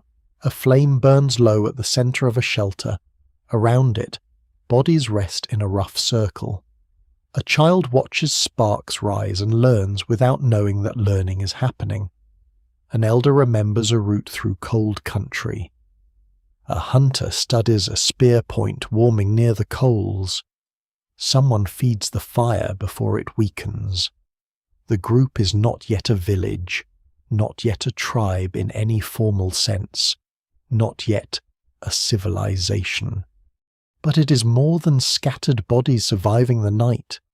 It is a small society gathered around a shared light, and in that circle, humanity begins to recognize itself. But fire is never only a gift. From the beginning, it carries a bargain, and the bargain is severe. The same flame that warms a child can burn the child's hand. The same smoke that drives insects away can fill lungs until breathing becomes painful. The same glowing hearth that protects a shelter can, with one careless spark, turn that shelter into a trap. To live with fire is to invite a dangerous force into the centre of human life, and then trust knowledge, memory, and discipline to keep it from becoming disaster. It is power, but it is power that never becomes obedient in the way a stone tool becomes obedient. Fire always keeps something wild inside it. Early humans must have learned this quickly. A branch rolls from the hearth, dry grass catches. A gust of wind lifts sparks into leaves or bedding. A child, drawn by warmth and motion, reaches too close. Someone sleeping near the embers wakes to pain. Someone carrying fire from one place to another drops it in the wrong season, on the wrong slope, in the wrong wind. These moments rarely survive in the archaeological record. Burns on bone may sometimes speak, but most accidents vanish with the bodies that endured them. Still, the evidence of later human life and the nature of fire itself suggest that danger was part of the lesson from the start. Smoke may have been one of the most constant costs. In an open camp, smoke shifts with the wind, irritating eyes and throats, clinging to hair, skin, and hides. In caves or rock shelters, the problem can become worse. A badly placed hearth can fill a sleeping space with choking air. Soot gathers on ceilings. Eyes water. Infants and elders breathe what the fire gives off. Modern studies of indoor smoke show how damaging it can be over time. And while scholars still debate the exact health burden for ancient groups, it is clear that prehistoric warmth was not clean warmth. The hearth made survival easier, but it did not make it gentle. There is a strange intimacy in that cost. To be warmed by fire is also to be marked by it. Clothing, if worn, smells of smoke. Hair smells of smoke. Skin carries ash. Tools blacken. Shelter walls darken. Meat tastes of flame. The group becomes detectable in new ways. Smoke rising from a valley can reveal a camp. The smell of roasting food can drift beyond the circle of safety. Predators may hesitate before fire, but other humans may notice it. Fire creates a signal, and signals can attract help. Curiosity, competition, or threat. No single explanation fully accounts for how early groups managed that risk, but the problem must have existed wherever smoke rose under an open sky. Fuel also creates pressure. A fire must eat constantly. In wooded places, this means gathering branches, breaking deadwood, carrying fuel back to camp, and choosing dry material when possible. In colder or wetter landscapes, the work becomes more demanding. In open environments where wood is scarce, every burnable thing matters: shrubs, roots, dung, bone, driftwood, old nests, whatever the land offers. A group that depends on fire also depends on a surrounding fuel economy. Stay too long in one place, and nearby wood may disappear. Burn too carelessly, and tomorrow's warmth is lost. The fire that frees humans from some limits ties them to new ones. Over time, fire also begins to alter landscapes. At first, early humans may only borrow natural flame or maintain small hearths.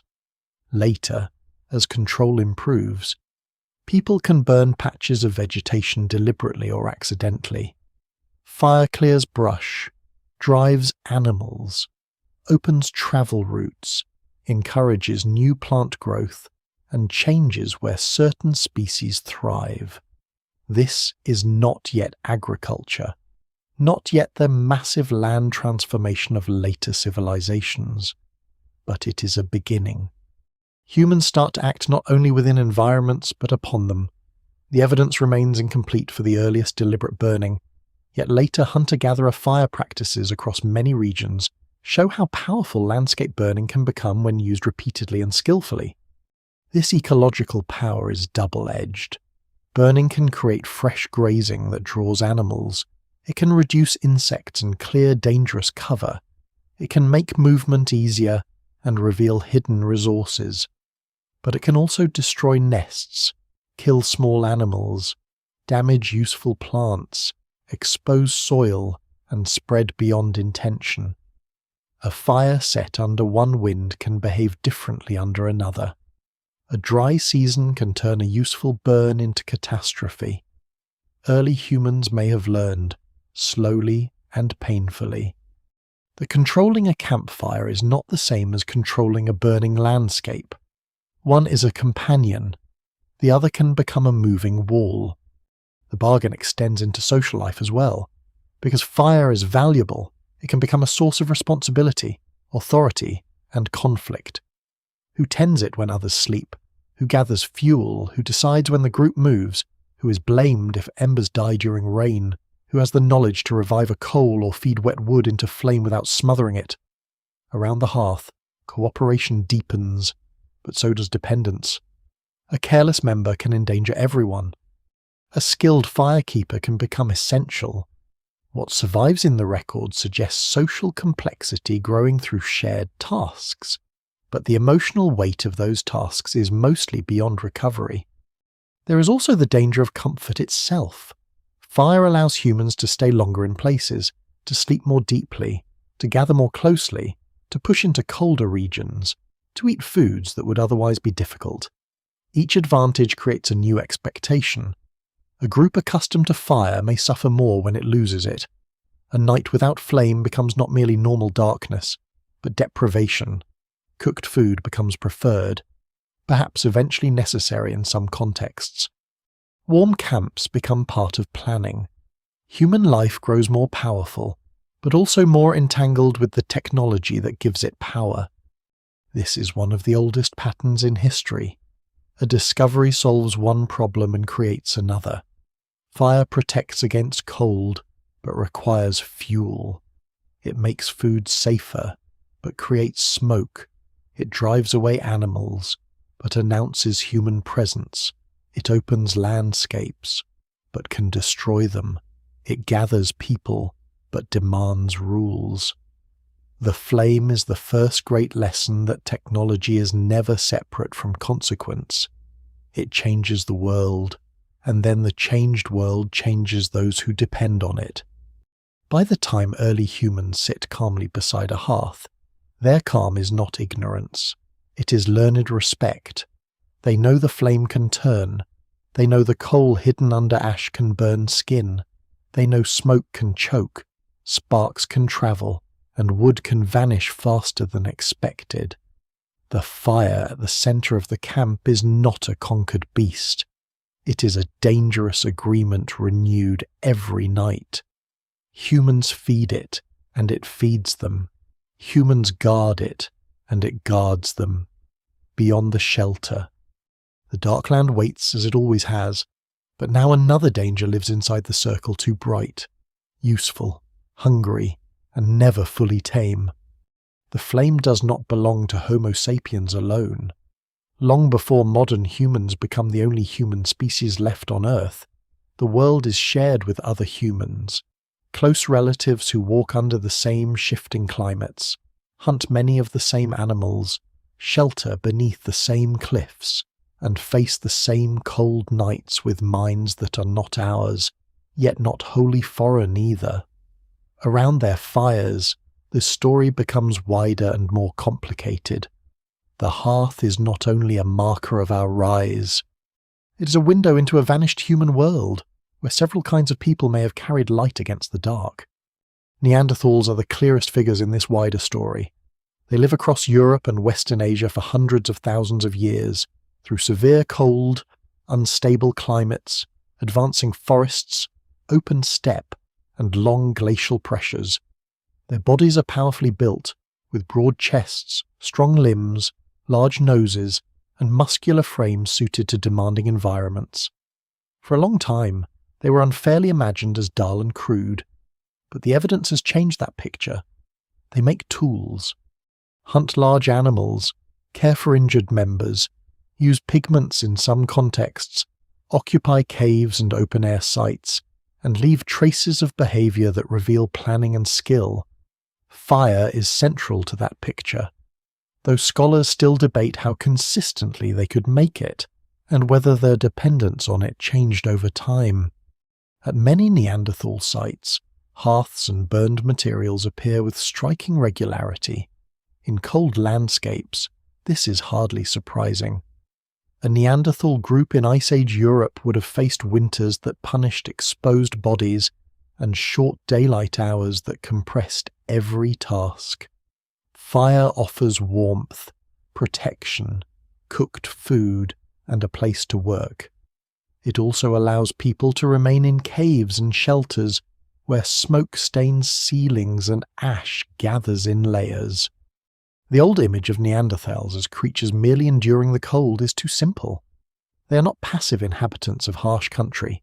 They are technicians of survival, and flame is one of their most important instruments. Yet their relationship with fire may not always have been the same as ours.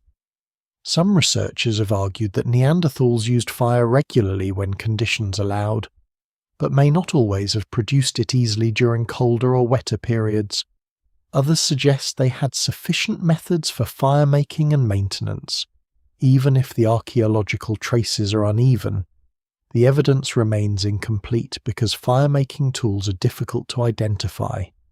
An absence of hearths at a site may reflect preservation, season, fuel availability, or activity type rather than ignorance.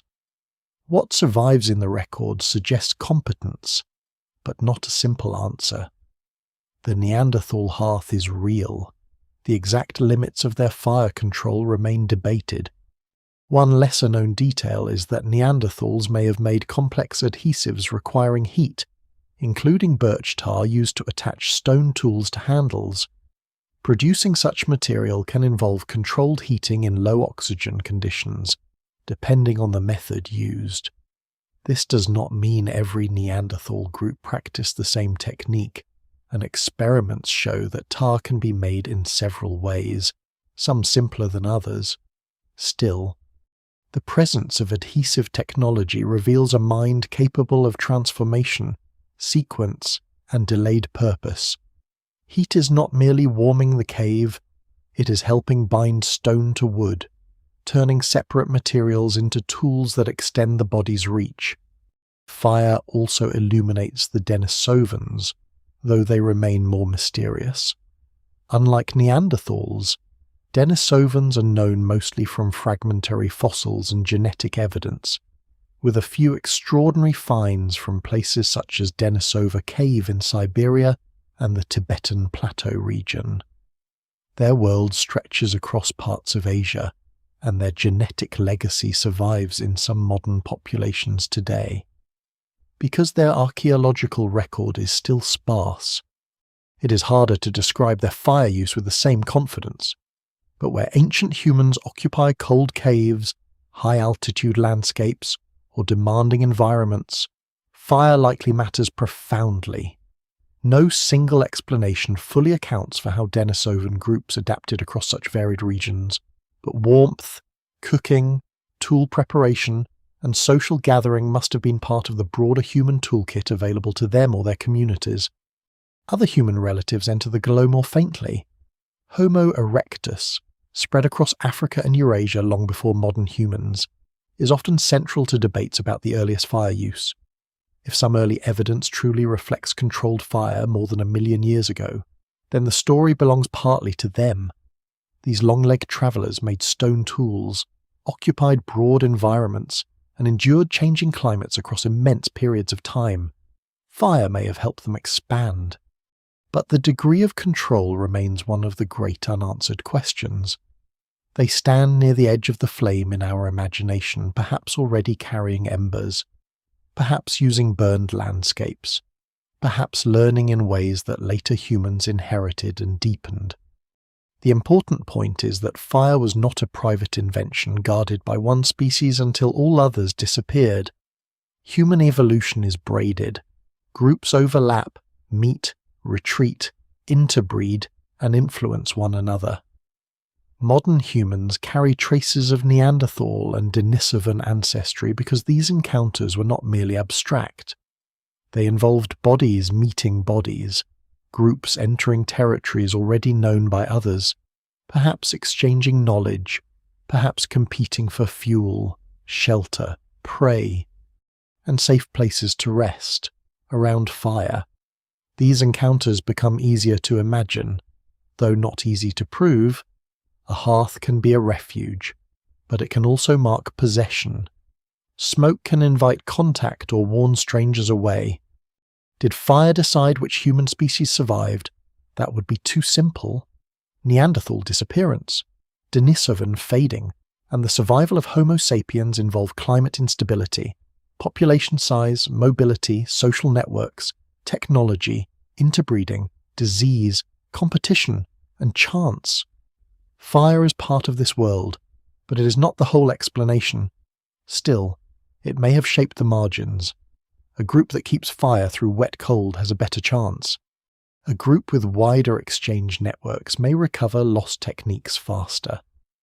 A group that can cook more foods, repair tools at night, dry clothing, and preserve warmth for infants gains small advantages that become large over generations. The flame also makes the vanished humans feel closer. It is difficult to look at a Neanderthal hearth and see only difference. There is ash, bone, stone, heat-altered earth, the dark mark of repeated use.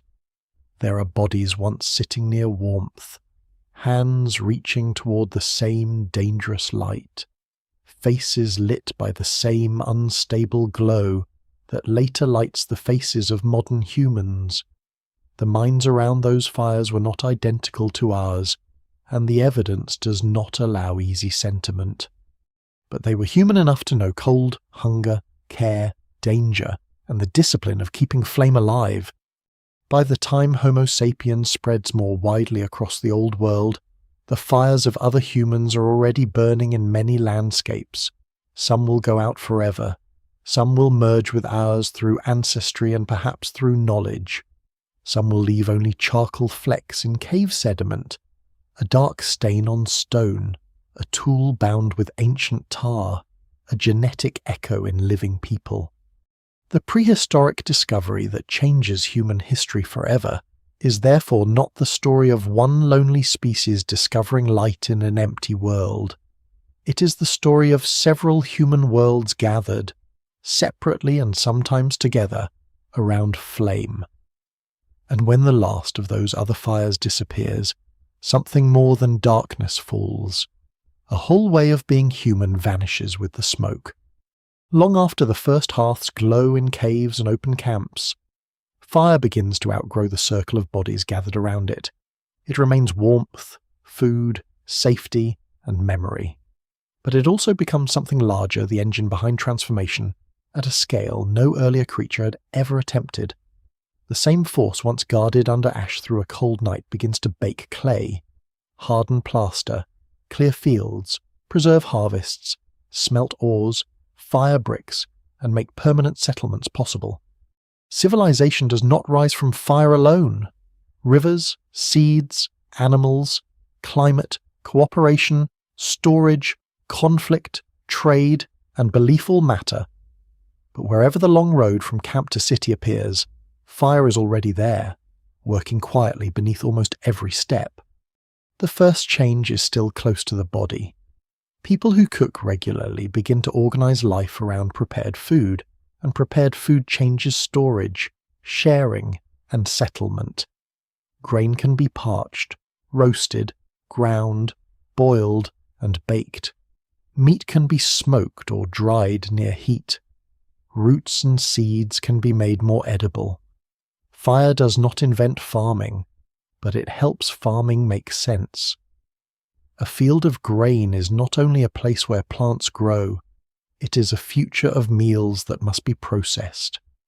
The harvested seed must be dried, protected from mold, cooked into something digestible, and sometimes stored through seasons of scarcity. Without heat, many agricultural foods remain less useful, less safe, or less appealing. The hearth becomes the partner of the granary. Then clay enters the flame. Clay is humble material, mud shaped by hand. But when heated hard enough, it changes permanently. A soft vessel becomes ceramic. It can hold water, grain, stew, oil, pigments, and memory. This is one of the great quiet revolutions of prehistory. A pot is not as dramatic as a spear or a painted cave wall, but it changes domestic life profoundly. It allows food to be boiled slowly, which opens new possibilities: soups, porridges, softened grains, rendered fats. Medicinal plants steeped in water, Bones simmered until they give up more nourishment. It allows storage and transport. It gives the household a technology of patience. The first fired clay objects may not have been cooking pots everywhere.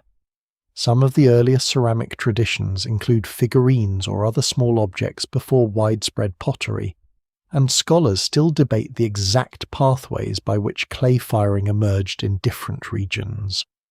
The evidence remains incomplete, because early experiments can be broken, scattered, or difficult to distinguish from later debris. But once people learn that fire can turn earth into a durable object, the implications widen. The world is no longer divided simply into what is hard and what is soft. Heat can move a substance from one category to another. A human hand can shape mud, and fire can make that shape endure. With hotter fires and better control, kilns appear. A kiln is more than a fire. It is a managed chamber of heat. It concentrates temperature, controls air, protects the object, and repeats results more reliably than an open hearth. This is an enormous mental leap. Even if it develops gradually, it shows that humans are no longer only tending flame for immediate use. They are building environments for fire to behave in predictable ways. The kiln is a domesticated landscape of heat. A small artificial world where clay becomes pottery, plaster hardens, and later minerals begin to reveal their hidden metals. Metallurgy pushes the bargain even further. Copper, gold, and other metals first attract attention because they can be found in native form or as coloured minerals.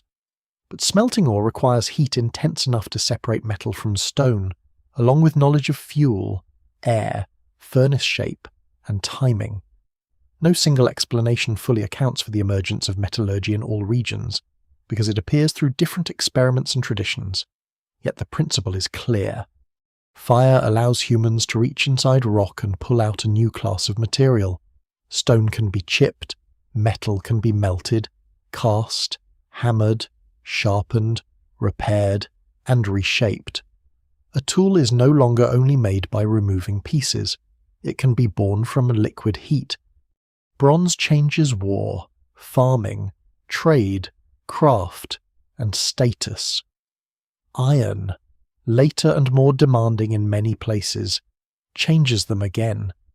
These metals do not automatically create empires, and it would be too simple to treat technology as destiny. Some societies flourish without early metallurgy, others use metal without becoming states. But metals intensify possibility. They make stronger blades, axes, ornaments, tools, ploughs, armour, and symbols of authority. A bright metal object carries more than function. It carries power, distance, labour, a specialised knowledge, and access to fuel and ore. Around furnaces, new kinds of experts appear: miners, smelters, smiths, traders, rulers who desire what fire-made materials can do. Fire also helps build the physical body of civilization. Bricks dried in the sun can make walls, but fired bricks last longer against rain and time. Lime plaster requires burning limestone, mortar, ceramics, tiles, glass, and later concrete traditions all depend in some way on controlled heat. Cities are not only designed, they are baked, burned, hardened, and sealed. Their walls contain the memory of fuel gathered from surrounding land. Their ovens bake bread for labourers. Their kilns produce storage jars for taxes and trade. Their workshops glow through the night. Their temples may keep sacred flames, while their kitchens feed crowds. Civilization learns to live through concentrated heat. The cost grows with the scale. A small hearth eats sticks, a kiln eats wood by the armload, a furnace eats forests. As settlements expand, fuel demand can reshape surrounding landscapes. Woodland is cut for building, cooking, pottery, lime, metal, and warmth. Hillsides can be stripped, soil can erode, smoke thickens over workshops. Fire, once a small circle of protection, becomes an ecological force multiplied by population and ambition. What survives in the record suggests that ancient economies often carried hidden fuel burdens, though the exact impacts varied widely by region, climate, technology, and management. The old bargain remains, only larger. Fire also changes social order. Once heat-based crafts become specialized, knowledge can be guarded. Not everyone knows how to run a kiln, judge or temper a blade, fire a pot without cracking it, or manage a furnace without wasting fuel. Skilled workers gain value. Rulers seek control over production. Trade routes move metals, ceramics, pigments, salt, charcoal, and finished goods. Workshops cluster, labor divides. Some people grow food, others shape clay, others tend animals. Others cut timber, others smelt, others carry, count, command, or record. The hearth circle has widened into an economy. And yet, at the center of it all, the ancient campfire remains recognizable. A city oven is still a managed flame. A bronze furnace is still fire-fed and watched. A temple lamp is still light protected from darkness. A household stove is still the old promise that food, warmth, and gathering can be made where people live. Across thousands of years, the scale changes, but the relationship continues. Humans feed fire, and fire feeds the human world back to them in altered form. By the time the first cities rise, the discovery that began in ash has become almost invisible because it is everywhere. It is in the bread, the pot, the brick, the blade, the plaster wall, the lamp, the kiln smoke beyond the settlement, the metal ornament on a ruler's body, the fired tablet that preserves a record, the charred beam after disaster. Fire helps build civilization, and fire threatens to erase it. The same force that once held predators at the edge of a cave now glows inside every workshop and oven, carrying humanity from survival into history, still useful, still hungry, still never fully tame. The flame that once trembles in a prehistoric shelter has not gone out. It has changed forms so many times that modern humans often fail to recognize it. It no longer always appears as orange tongues over wood, or embers sleeping beneath ash, or smoke caught under stone. It hides inside engines, furnaces, power plants, factories, kitchens, laboratories, rockets, cremation grounds, glass towers, metal bridges, electric grids, and the quiet warmth of rooms where no visible fire burns at all. The discovery that begins with a branch carried from lightning has become so woven into ordinary life that civilization seems almost unimaginable without it, though its ancient danger has never truly left. Every modern city is, in a hidden sense, a landscape of controlled fire. Steel beams are born in heat. Concrete depends on processes that require burning limestone and producing cement. Glass is sand transformed by furnace temperatures, bricks, ceramics, asphalt, plastics, fuels, wires, machines, and countless tools carry the ancestry of flame, even electricity, which feels clean and abstract when it arrives through a wall, often begins with heat somewhere else, coal burned, gas ignited. Atoms split, steam driven through turbines, solar energy captured from a star that is itself a vast furnace. Fire has become distant, systematized, and disguised. But the principle remains familiar.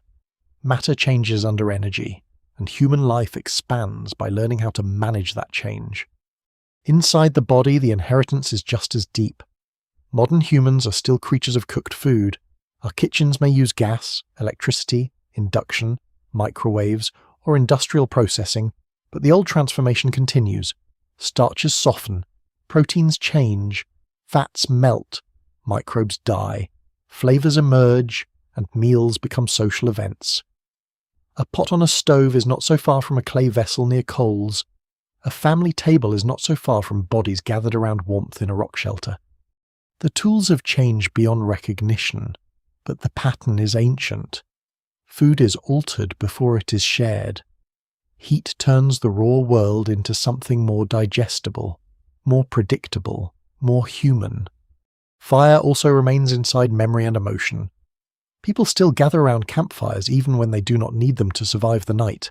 They watch flames in fireplaces, candles, lamps, ceremonies, vigils, festivals, and funerals.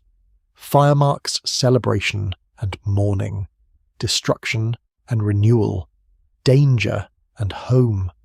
It can feel sacred, comforting, terrifying, or ordinary depending on where it burns. This emotional range is not an accident. For hundreds of thousands of years, perhaps longer in uneven and debated ways, fire has stood at the boundary between safety and threat. It gives warmth, but it can erase a settlement. It feeds, but it consumes. It gathers people close, but it can scatter them in panic. No single explanation fully accounts for its hold on the human mind, because its power is practical, sensory, social, and symbolic all at once. The modern world has pushed that bargain to planetary scale. Early hearths consumed branches and bone. Ancient kilns consumed forests. Industrial fires consume fossil fuels laid down over deep geological time. Coal, oil, and gas are ancient sunlight stored in buried life. Released through combustion in a few brief centuries, their burning power cities, transport, agriculture, medicine, communication, and comfort for billions of people. But it also changes the atmosphere. The same human talent for borrowing energy from the world now warms the planet in ways that reshape coastlines, weather, ice, ecosystems, and futures not yet born. Fire's bargain has widened until it is no longer only about a camp or a city, but about Earth itself. This does not make fire evil, it makes it serious. The earliest fire keepers understood seriousness in a direct way. Feed the flame badly, and it dies. Feed it recklessly, and it escapes. Forget it, and the cold returns. Misjudge it, and the shelter burns. Modern civilization faces the same lesson in more complex form. Energy must be managed. Power must be watched. Comfort has consequences. A discovery that once made survival possible now asks whether humans can become careful enough to survive their own success. The evidence from deep prehistory remains incomplete, and scholars still debate the earliest dates, the pathways, the species involved, and the exact role of cooking, warmth, migration, and social gathering. Yet the broad shape is clear. Fire changed the human relationship with night, food, tools, cold, landscape, society, and time. It allowed bodies to do more than their anatomy alone permitted. It allowed minds to gather after sunset. It helped humans travel into harsher lands, prepare materials, shape technology, and build the foundations from which later civilizations rose. It did not create humanity by itself, but it became one of the great amplifiers of being human. And perhaps the most haunting part is how small it must have looked at the beginning. Not a city furnace, not a burning field, not a blast of industry, just a guarded glow, a coal under ash, a branch carried carefully through darkness, a child warned away from heat, a group watching smoke climb toward a cave roof. The future of bread, bronze, pottery, migration, language-rich evenings, winter shelters, engines, and satellites, all hidden in a fragile flame that could vanish in rain. When modern humans look back, they often search for beginnings and grand discoveries: the first tool, the first burial, the first painting, the first city. Fire belongs among them, but it is stranger because it is both older and more alive. It is not only something discovered once, it is something renewed every time humans transform the world with heat. The prehistoric flame still burns in the cooked meal, the forged blade, the kiln-fired cup, the glowing screen, the rocket plume, the candle by a bedside. It is still inside the species, not as a memory anyone can name, but as a habit of changing darkness into a place where people can gather. And so the story returns to the night where it began, not to a single named place, because no one can point with certainty to the first true hearth and say, "Here, this is where everything changed." The beginning is scattered, softened by time, hidden in ash, argued over in laboratories, and buried beneath landscapes that have themselves changed beyond recognition. But somewhere, many times, in many places, ancient humans drew near to a dangerous light and learned to remain. The world around them was immense. Stars burned overhead with a brightness modern cities rarely allow. Wind moved through grass, forests, stone valleys, river banks, and cold plains. Animals called beyond the edge of seeing. Children slept close to warmth. Elders watched embers sink into red silence. A hand reached out to add another piece of wood. The fire answered, briefly rising, then settling again into its slow breathing. Nothing in that moment looked like history. There were no walls, no writing, no kings, no maps, no names preserved for the people who kept the flame alive. Yet the future leaned quietly toward them. Every later city, every warm house, every cooked meal, every fired pot, every blade, every lamp, every engine carried a faint trace of their attention. They did not need to understand the future to change it. They only needed to learn the habits of heat, the patience of embers, and the care required to keep danger close without letting it devour them. Fire made humans more powerful, but it also made them more responsible. That lesson has never ended. The flame still asks to be watched. It still gives and takes. It still gathers people, still transforms matter, still leaves ash behind when the brightness passes. Long after the first firekeepers are gone, the landscape keeps only fragments, a dark stain in earth, a reddened stone, a bone touched by heat, a trace so small it can almost be missed. But in that smallness is the shape of a turning world. The night remains vast. The darkness remains older than us. Yet somewhere inside it, a human fire burns, and around it, faces turn toward the light,